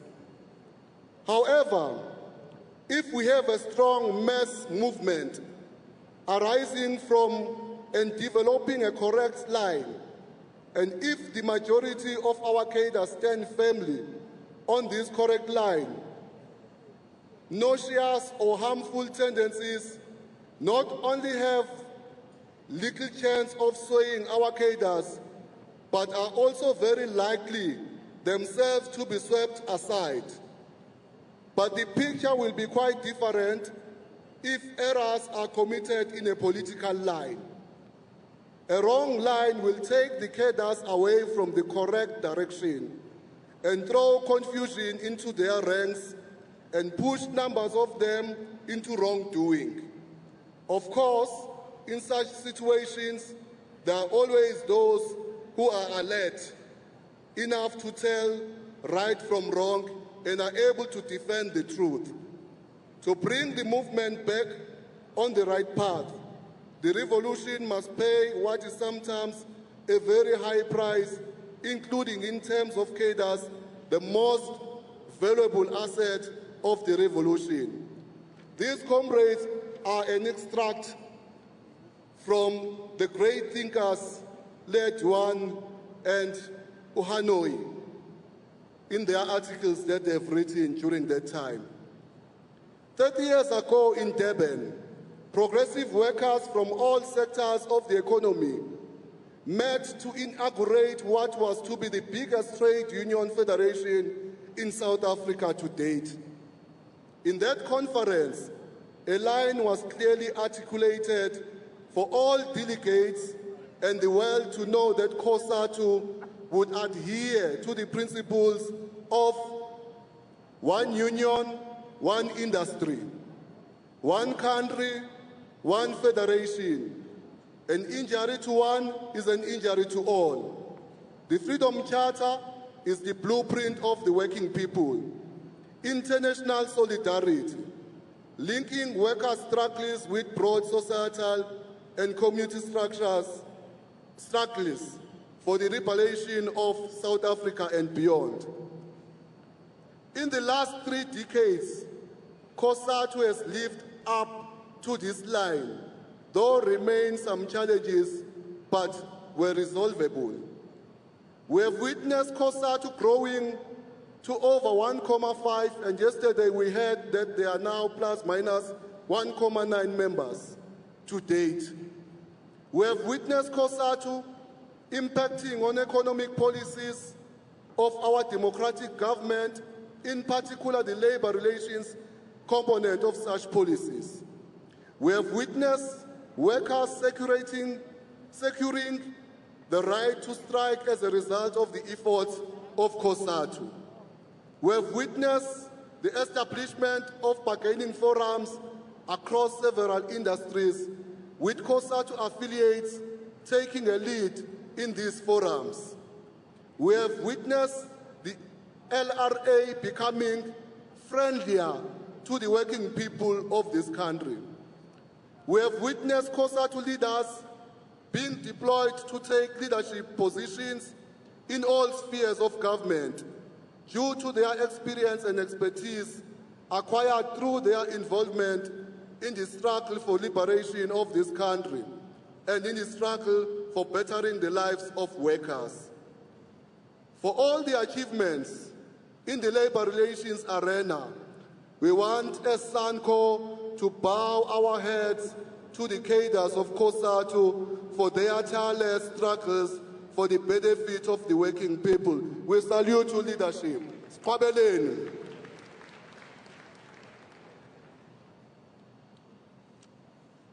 There is nothing wrong with when you are doing very well.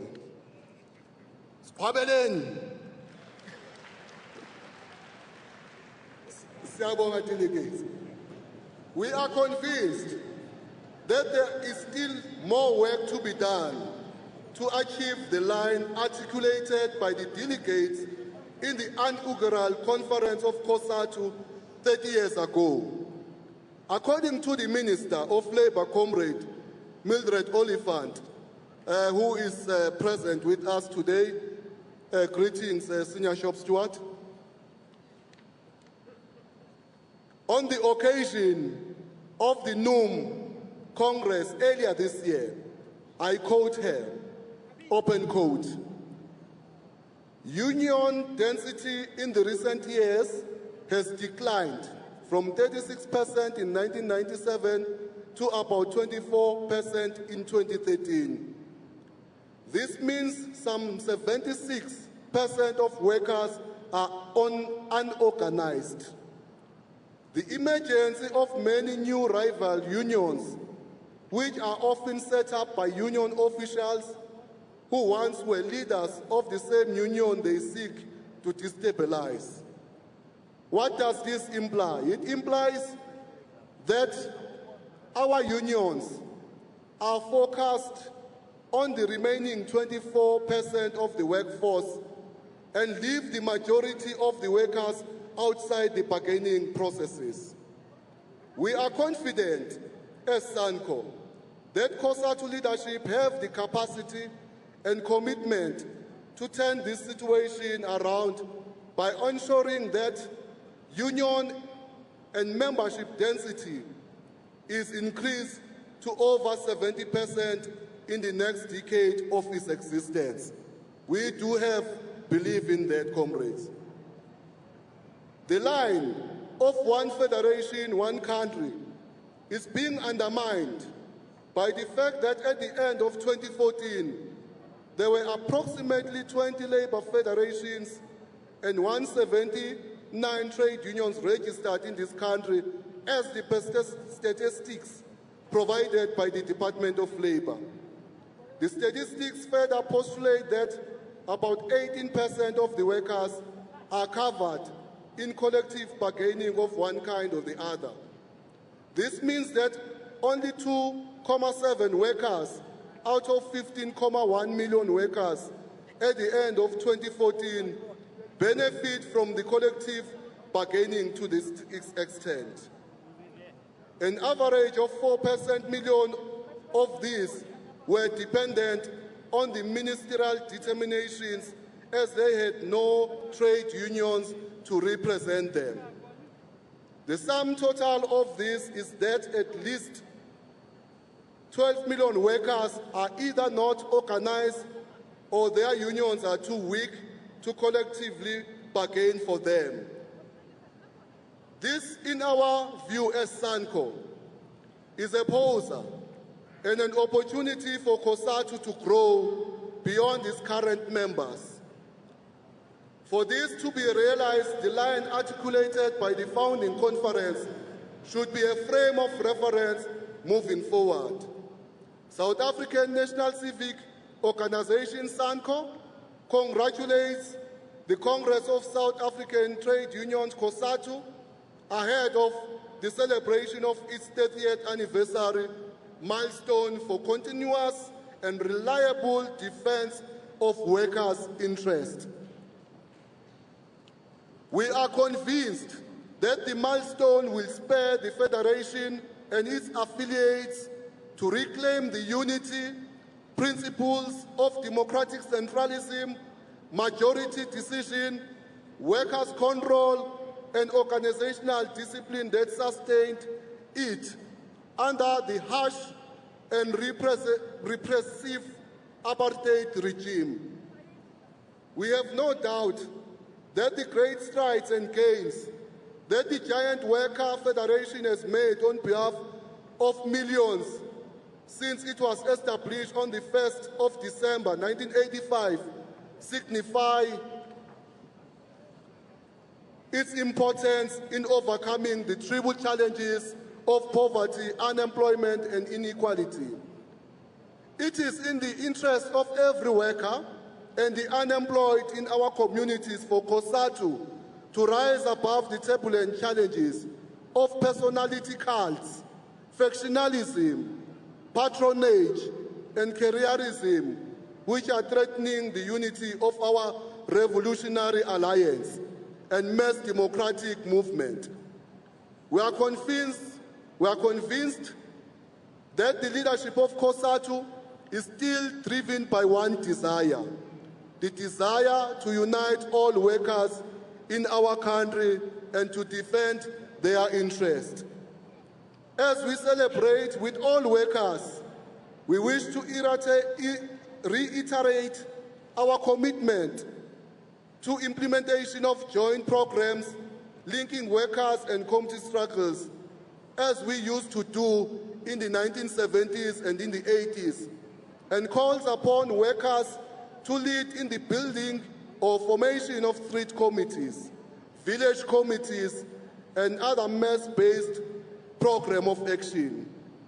As we celebrate the 50th anniversary of the Freedom Charter, we cannot but recognize the role played by COSATU and its cadres in ensuring that the clauses encapsulated in the Freedom Charter are realized in all policy formulations and strategic postulations of our government.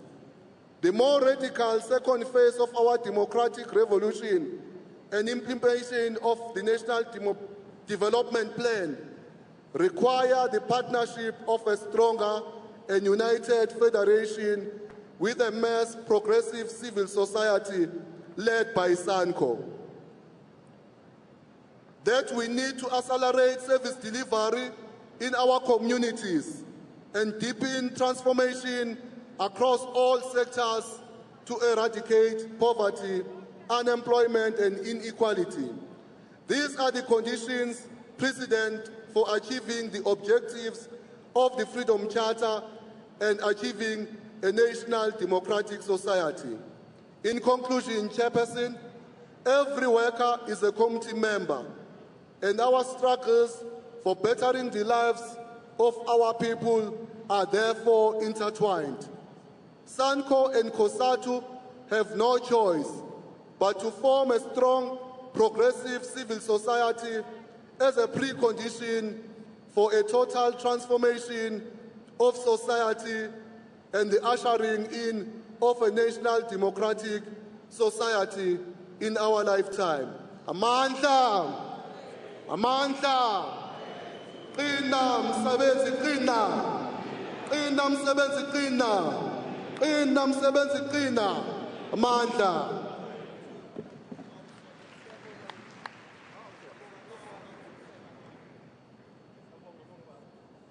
Thank you very much, Nobala Wabahlali. Comrades, we are now moving with our program.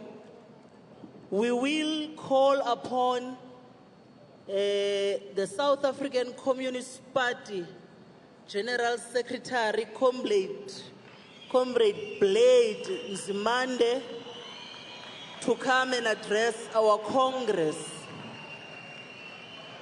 Asifumani kwicho maqabane.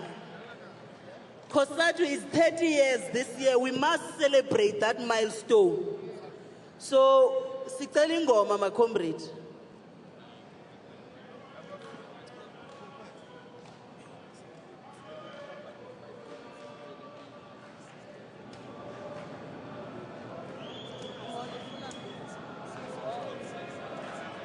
Okay, sorry, comrades. Bopa. Sorry, leadership. I am just being told now the IEC is ready to give us the report on that position of the DGS. And thereafter, we take the General Secretary of the party, the IEC.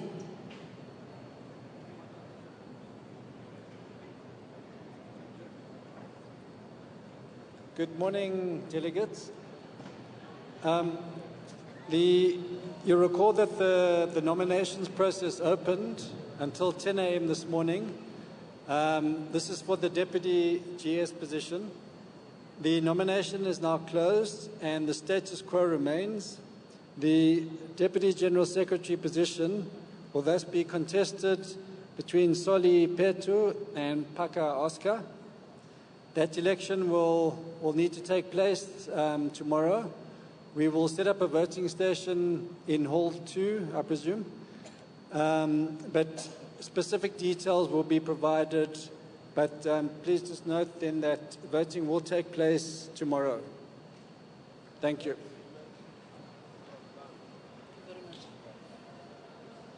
Thank you very much, comrades. That's the report from the IEC.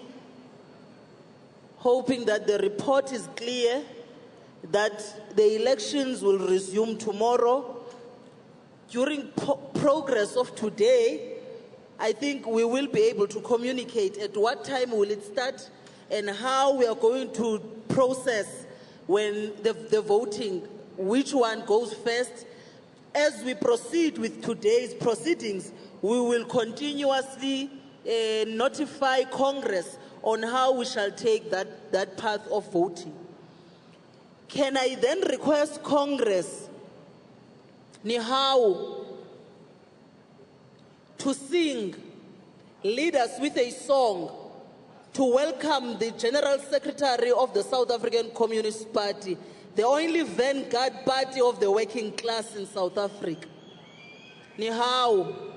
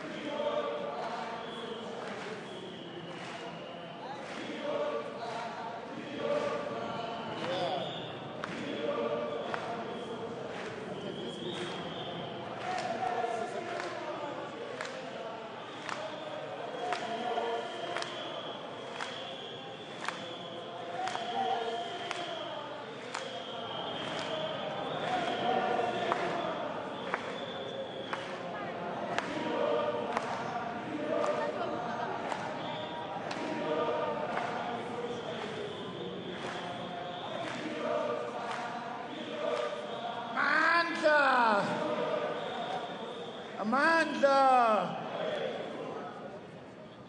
Viva Kosatu, viva. Qina Kosatu, qina. Viva the African National Congress, viva. Viva the South African Communist Party, viva. Viva Sanko, viva. Phansi ngama-labor brokers, phansi. Phansi ngecapitalism, phansi. Forward to socialism, forward. Forward to the unity of COSATU, forward. Amandla. Comrade President, Comrade Ustumo, Dlamini, the Acting General Secretary, Comrade Beginjalinjal, and all the other office bearers of the Federation, the National Treasurer or the Treasurer General of the ANC, Comrade Uzweli Mkhize, and the ANC delegation present here, Comrade Solima Paila, the second Deputy General Secretary of the SACP, and the SACP delegation, nobhala we-SANCO ne-delegation ye-SANCO ekhona la, leadership and delegates from the various affiliates of COSATU, as well as our international guests, comrade delegates, good morning.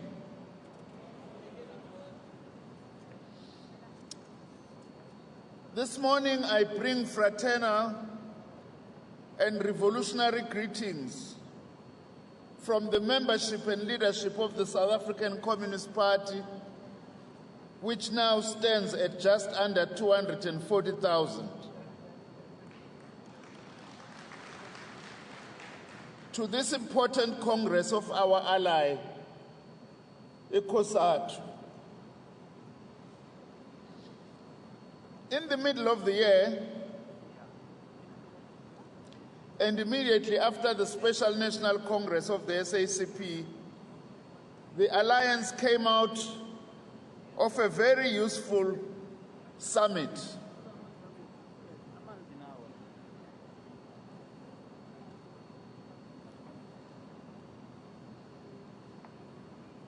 And also, you are holding this Congress, comrades, at a time when the Federation has been facing some very serious challenges, perhaps more serious than at any other stage of its existence. At your 11th Congress, our message as the SACP was that it is important for the working class to take responsibility for the national democratic revolution. Indeed, that was at the time of the offensive against the NUM, an offensive that we correctly insisted at that time that is not just directed at the NUM. In the end, it's directed at COSATU itself and our movement as a whole. Little did we know, though we suspected, that this offensive will also be directed against the South African Communist Party. And it's being led by class forces who think that they are strong enough to try and dislodge the left.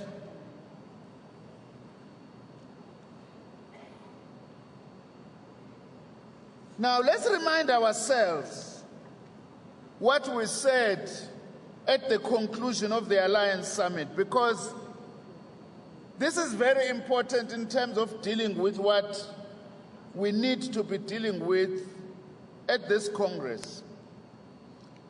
The Alliance Summit said, amongst other things, in its declaration, and I want to quote it, discussions in the summit focused considerably on a range of internal weaknesses, difficulties, and challenges found across all our formations. These include a growing social distance between leadership and our mass constituency, including a disconnect between the focus of branch activities and the social and economic realities of communities, including crass displays of wealth and arrogance. The declaration continued to say these problems reinforce and are connected to the deliberate manipulation and subversion of internal democratic processes through the manipulation of membership, through gatekeeping and the use of money to advance individual ambitions and factions based on patronage and nepotism. This behavior is also the entry point for corporate capture and private business interests outside of our formations to undermine organizational processes. Then the summit further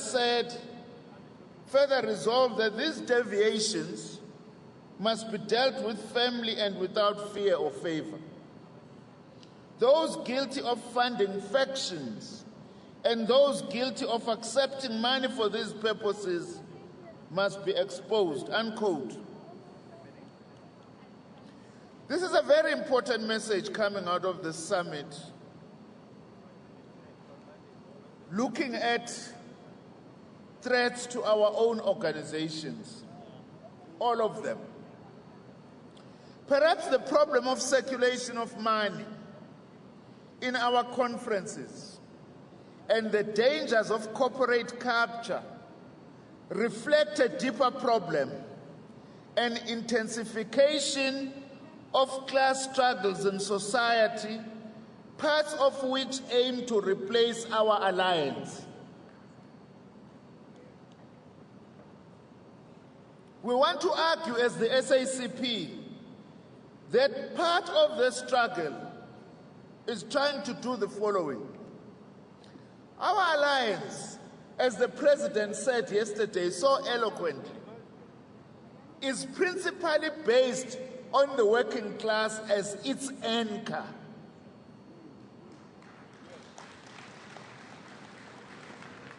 But there is now a new attempt to replace this alliance with a new alliance between sections of our own and the capitalist class, where the capitalist class will be the new anchor of that alliance, replacing this one of ours.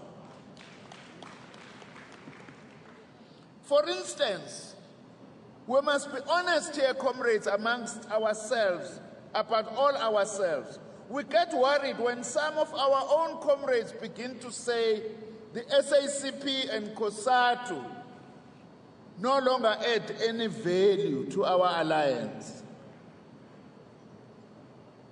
Now, in other words, this is beginning to say, some amongst ourselves are saying the working class is no longer of any value during this period of our revolution. And we want to say, comrades, as the SACP, the kinds of challenges we are facing as South Africa requires maximum unity of the alliance. We are not going to resolve those by going our different ways. Those who think so, that the SACP can go on its own, or the ANC can go on its own, they are hugely mistaken. In fact, that may be part of their agenda to try and derail the National Democratic Revolution. Can't have such high levels of unemployment and divide the alliance, for example. Now, we wish that we take the words of the President very seriously, that he said yesterday. Now, comrades, let's also not make a mistake. The problem and threat of corporate capture does not only face the ANC or those in government. It faces all of us, not least the trade union movement. Because you are seated here, comrades, representing millions of workers as the spear, as it has been said. But to business people, you are a good business proposition because you have millions of debit orders and stop orders for funeral policies, for insurance policies, and all other types of financial products. Those who want to be rich, you preside over billions of rands of your pension funds. They want those pension funds, and they are targeting COSATU as a federation so that they are able to get those monies. That usually also is the foundation of what we have called business unionism. Now, the Communist Party is not immune either, by the way. We hope that, Comrade President and Comrade Delegates, you will discuss this matter at this Congress. The threat of money to the existence and the unity of our organizations. Now, we are asking some of these searching questions as the Communist Party because it is absolutely essential to always contextualize our struggles against the background of what the Communist Manifesto says, that the history of all hitherto existing society is a history of class struggle.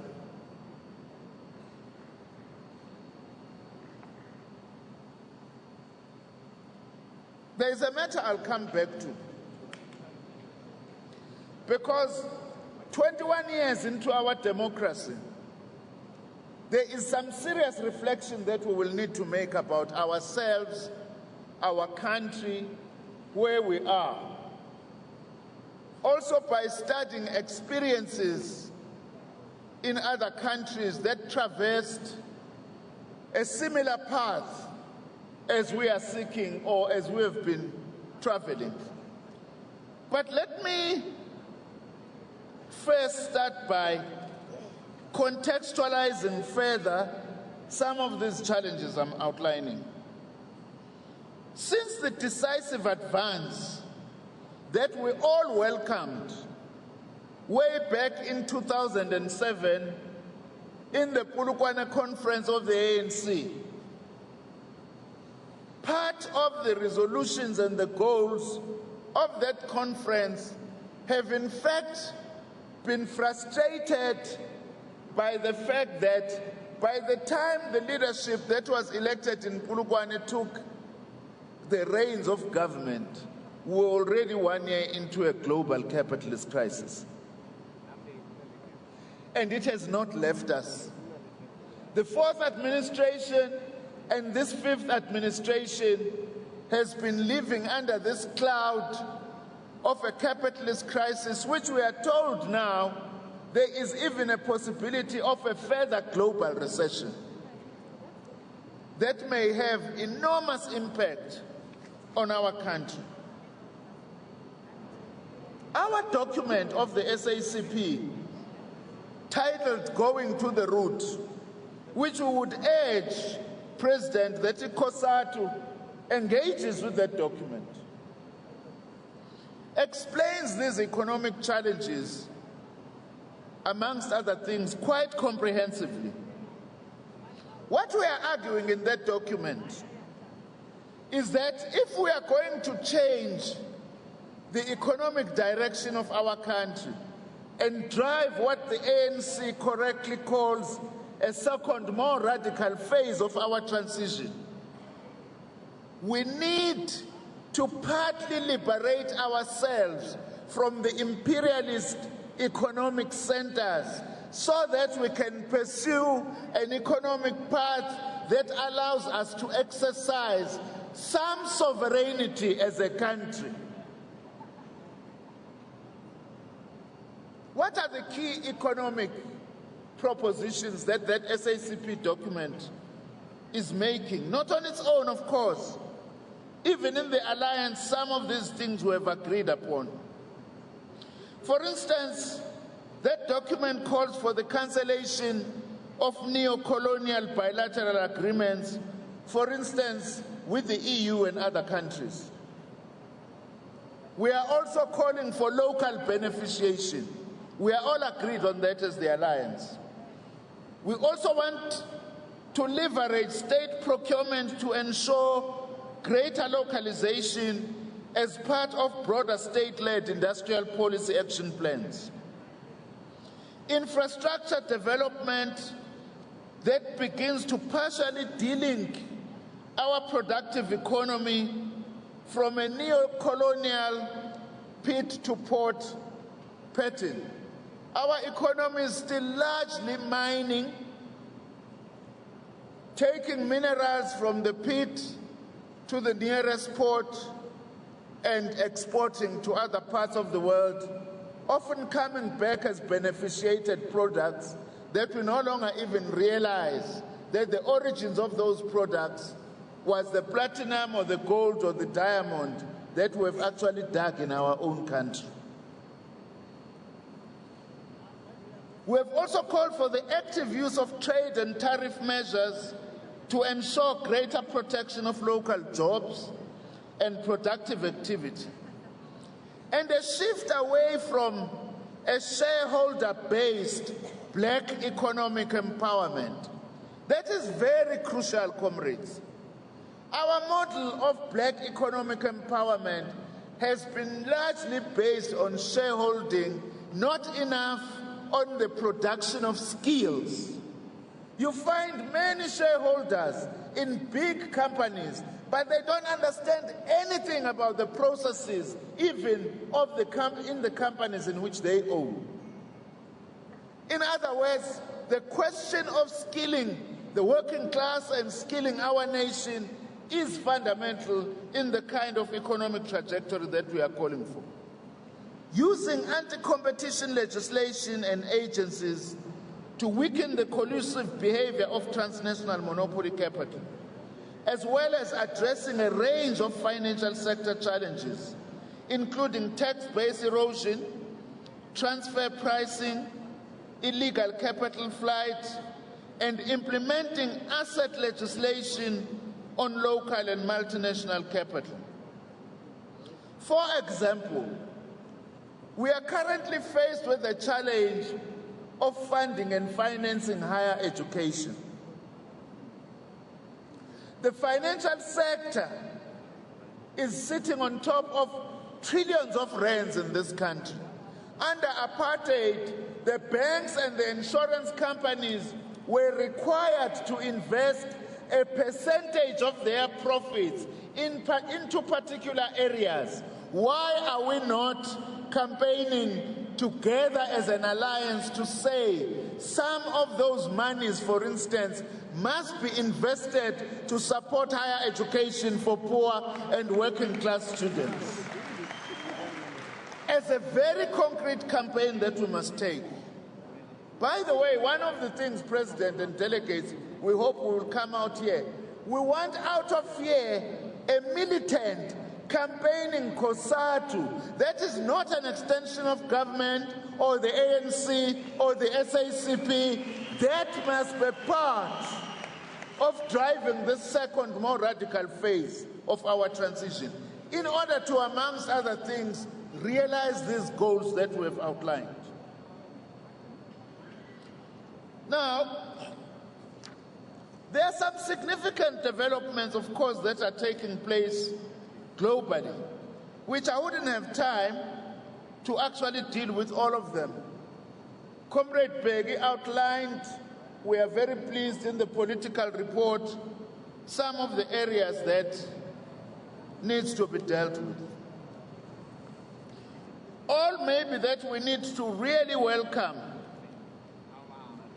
is the beginnings of the normalization of relations between Cuba and the United States of America.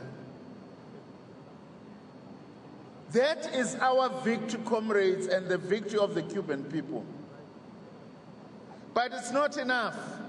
We are calling upon the United States to lift the economic embargo against the Cuban people.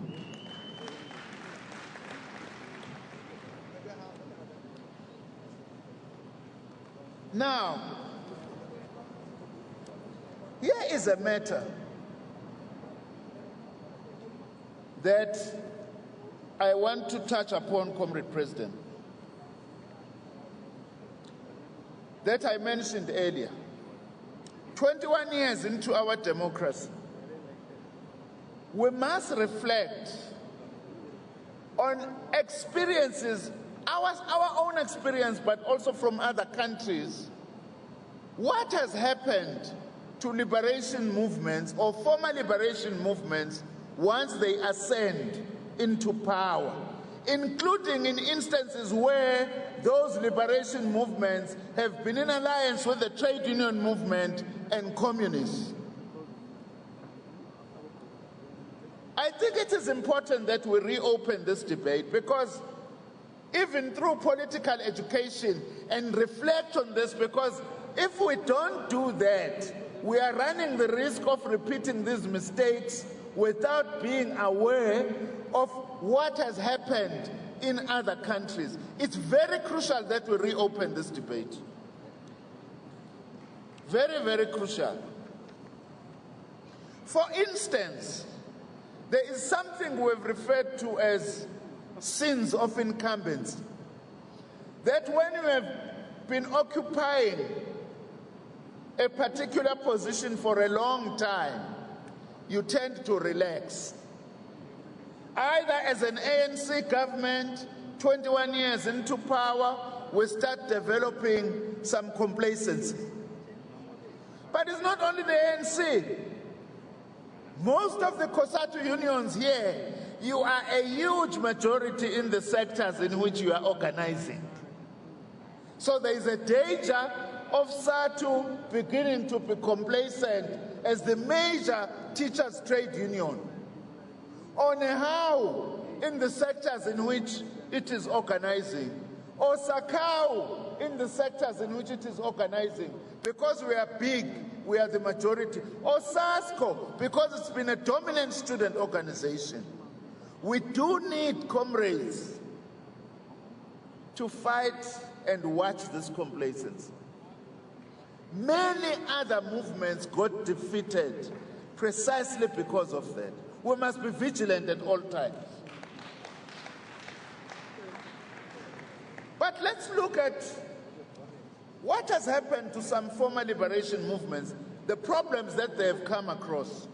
I just want to mention 5, very briefly.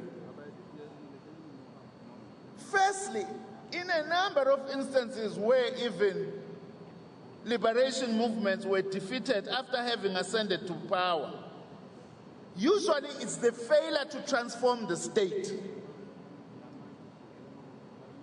That the new party, the liberation movement, when it ascends to the state, all what it does is just grab the same colonial levers of state and seek to use them to try and change society, and it often doesn't work unless you transform the state quite thoroughly.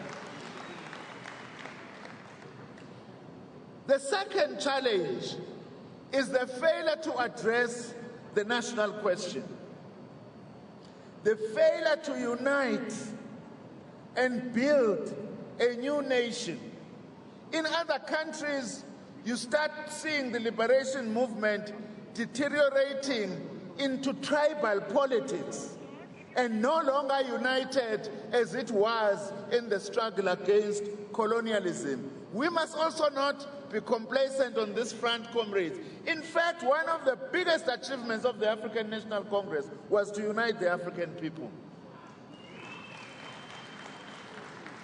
And you can never build a single South African nation unless the foundation is a united African people in this country. That's your core that will actually unite us, and we must not make a mistake of abandoning this question.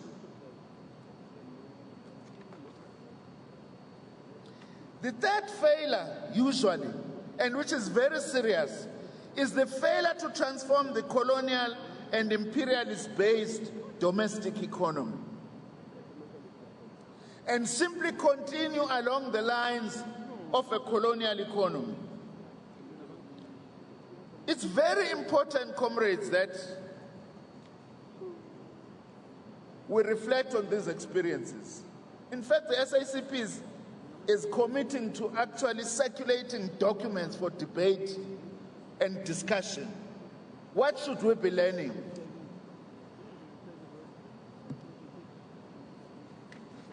The other failure where there's been is that when the liberation movement ascends into power, in many instances it has betrayed the motive forces of the national liberation struggle, especially the working class. And in some instances even begin to turn against the working class. A new bourgeoisie emerges, but a highly deformed bourgeoisie, engenamali, dependent from imperial capital, and becomes what is normally called a parasitic bourgeoisie. Now, we must watch against this. But it's not only liberation movements that sometimes default like this. Trade unions themselves are not innocent sometimes. Look at Zambia. Uchiluba used his Zambian trade union movement to oust Kenneth Kaunda, but he pursued some of the worst neoliberal policies, and in the end, he turned against the trade union movement itself. And the Zambian trade union movement has never recovered from that, even today. That is why, COSATU, you must always be vigilant that you do not have forces who pretend that they love the trade union movement so much, when in fact they want to sell it to the next highest imperialist bidder. That's why we are so excited as a Communist Party namhlanje to see you like this, getting together, rising, and becoming the federation that we have come to know. Now, my communist sisters buka nathi. Yeah, the Indian Communist Party has split in the early 1960s on the question of how was it going to continue relating to the Congress movement. They were allies. And in some instances, communist parties become too much inward-looking and doesn't know how to relate to the rest of the working class. All these issues, comrades, we are pleading as the party, not as an academic exercise. Let's reflect on these lessons as part of studying our own history, by the way, because we must also learn from our own history. Now, Comrade President, the last set of issues I would like to raise is our relationship between SACP and COSATU, the socialist axis of the alliance.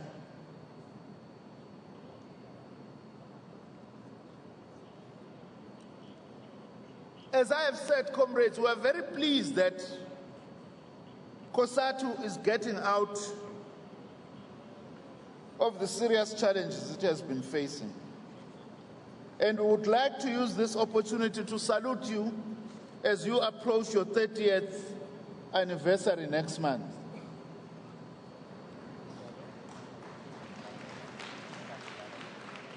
Driving a second, more radical phase of our transition requires a strong working class, including, we've decided, by the way, a strong and larger but quality SACP. You know, kukhona inganekwane ezike zixoxo la emini ngesizulu kuthiwa uma uxoxa inganekwane emini uyomela impondo. Inso kuthiwa iSACP is a party of theory and political education. That's all we should be. We don't know where they take this from. Since 1921, we were born into struggle and activism as South African communists. We built the trade union movement in this country. No political party has a history like ours in terms of building a trade union movement. We built the ICU in the 1920s. The ICU made a mistake, decided the leadership Yakhona uKadali to collude with white liberals and expel the communists, and it collapsed. Because often when you expel communists, you are inviting trouble, or when you try to do that. You collapse the ICU. We're a permanent feature of the revolution in this country. We're not here temporarily. In the 1930s, the 1940s, we built cooperatives, continued to build the trade union movement, and J.P. Marx, the chair of the SACP, led that heroic 1946 mine workers' strike. When the ANC and the Congress Alliance in the 1950s launched the Defiance Campaign, we were underground because the apartheid regime had banned us in 1950, but communists were there. When the armed struggle was launched, communists were there who have never only been a party of theory or just sitting in classes for political education. We have always been a party of both theory and practice. That's what we have been. So as the SACP, also there is this other myth that we must always continue being a tiny, tiny, tiny party. Where is that coming from? Communist Party of China has got 80 million members. And it's still a quality party. Why should we continue being small and tiny? And we want to grow, Comrade President, but we've decided we are going to grow smarter by recruiting from amongst yourselves, organized workers. I'm a shop stewards. We want them in here in the South African Communist Party. And organized workers. We can't emphasize, this is your political party, comrades. Unless you build it, unless you yourself actually build this party. Now, together with COSATU, our relationship can't just be relationships based in the boardroom. We must have fighting campaigns together. Now, ours is a struggle for socialism, comrades. And no one will give us a socialism other than ourselves. Nobody else will give that to the working class unless it's driven by the working class itself. Between now and our 14th Congress as the SACP, as I have said, we want to build an even larger party. And an even bigger COSATU must be built. Now, we must wage also a relentless struggle against factionalism in all our formations and organizations. This thing, comrades who are so preoccupied already now, 2017, with what will happen in the African National Congress, that's dangerous and irresponsible. We are happy the ANC MGC has said this matter is closed. We have local government elections next year. It's a huge challenge that we are facing. Why are we focusing starting to divide ourselves, starting to create a situation not very dissimilar to the situation we went through in the run-up to Polokwane? That is wrong. Now, we want to urge COSATU once more to join us in the financial sector campaign that we are revitalizing, Comrade President. What are we wanting with this financial sector campaign? We want to change the architecture of the financial sector in this country. We want more money, as we have said, to be redirected away from consumption into productive sectors of the economy. We are pushing for an end to private monopoly domination of the banking sector. There is no country like us in the world, small and developing, but with 4 oligopolistic banks, not just monopolistic, oligopolistic banks. They do not care about your SMEs, about your cooperatives, and many other activities that we should be supporting. In fact, we want to call on COSATU and its affiliates. Amanye ama-affiliates e-COSATU now ushintshe ngani zakwethu. Isenti nalo. You do have some money. Ake ni redirect enyali imali yokwakha ama-workers cooperative banks. And we can never have, we have the legislation, we want it through this campaign, but we are not getting these workers cooperative banks, which can make a big difference. Also, we are saying, let's implement a resolution of giving proper license to the Post Bank as a state bank that will operate along developmental lines. Also, comrades, the party has been campaigning against evictions. So many workers are being evicted from their houses, it's not a joke. In fact, the problem has become so serious that it's reaching the same levels as the Group Areas Act evictions. There is corruption between some offices of magistrates and bank officials. Your house gets repossessed, we are owing 350,000 rands. It gets auctioned for 150 rand. You can see there is manipulation somewhere, and we are still left with debt, but it goes away and be sold, and some people are benefiting from that. We are saying you must join us to fight these housing evictions.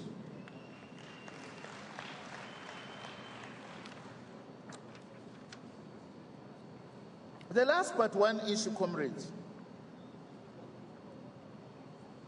is around the recent student mobilization. The SACP says from its Central Committee last weekend, it saluted the widespread radical mobilization of students over the past several weeks and associated itself with the demand to advance towards free access to higher education for the working class and the poor, and that no qualifying students should be excluded from post-school education and training on financial grounds. This is the SACP speaking now, not a department. In the course of student mobilization, many things have been exposed, including the untransformed nature of many of our institutions. And also these student struggles in many instances achieved display of non-racial unity and has added an important and fresh impetus to the long-standing struggle of the SACP and COSATU against outsourcing of campus workers. We wish to congratulate NEHAU, by the way, on some of the victories notched in terms of insourcing. Now, in order to take this momentum forward, the SACP also is of the view that we must expose the small minority of anarchistic forces who are seeking to use the legitimate demands of students for entirely other agendas. Like the destruction that we are seeing is delegitimizing legitimate student struggles. We must condemn in the strongest possible terms the destruction of university property. That's counter-revolutionary. It does not take us anywhere, comrades. Now, what is the way forward? The ANC-led alliance, and particularly the PYA formations, working with NEHAU and SATU, have a critical responsibility in this situation. We must speak with one voice, comrades, and we must listen patiently to the many issues confronting students. We must provide concrete leadership on the ground, boldly and confidently, campus by campus, addressing the specific issues in different localities. We must not provide leadership arrogantly or by proclamation, but on the basis of a common radical program for the transformation of the entire post-school education and training system. SACP has also decided that our financial sector campaign now is going to include a new demand, financing of higher education. It's going to be part of the SACP's campaign in the transformation of the financial sector. We are going to be fighting together with COSATU against casualization, outsourcing, and labor brokers. But lastly, President, because it's in my head. We are being accused by some people that the SACP is dividing COSATU. We want to reject this with the contempt it deserves. We can't be a communist party that has spent 94 years of its existence building the trade union movement and then come to divide COSATU. The aim of those who are saying so is to drive a wedge between the Communist Party and organized workers in this country. We must not allow that, comrades. Lenin, by the way, warned that if you drive a wedge between the labor movement and the trade union movement, they travel separately, as it has happened in many countries. They are will both be walking very confidently into their own destruction. Both of them, both the communist movement and the trade union movement. Also, we want to make the record clear here, comrades. There are some who are saying, yeah, the SACP is taking a side. The SACP is against the FAO, is against the SACAO. There is no such. How can it be like that? If FAO, a communist, and we want to say to FAO workers, the Communist Party, comrades, cares about you as well as SACAO, and we want to work with you just like we work with the rest of the affiliates of COSATU. We are glad that despite the challenges, you are here at Kaya because your only home is COSATU, no other place. And we welcome Comrade Bones. Nino Katish, don't make a mistake.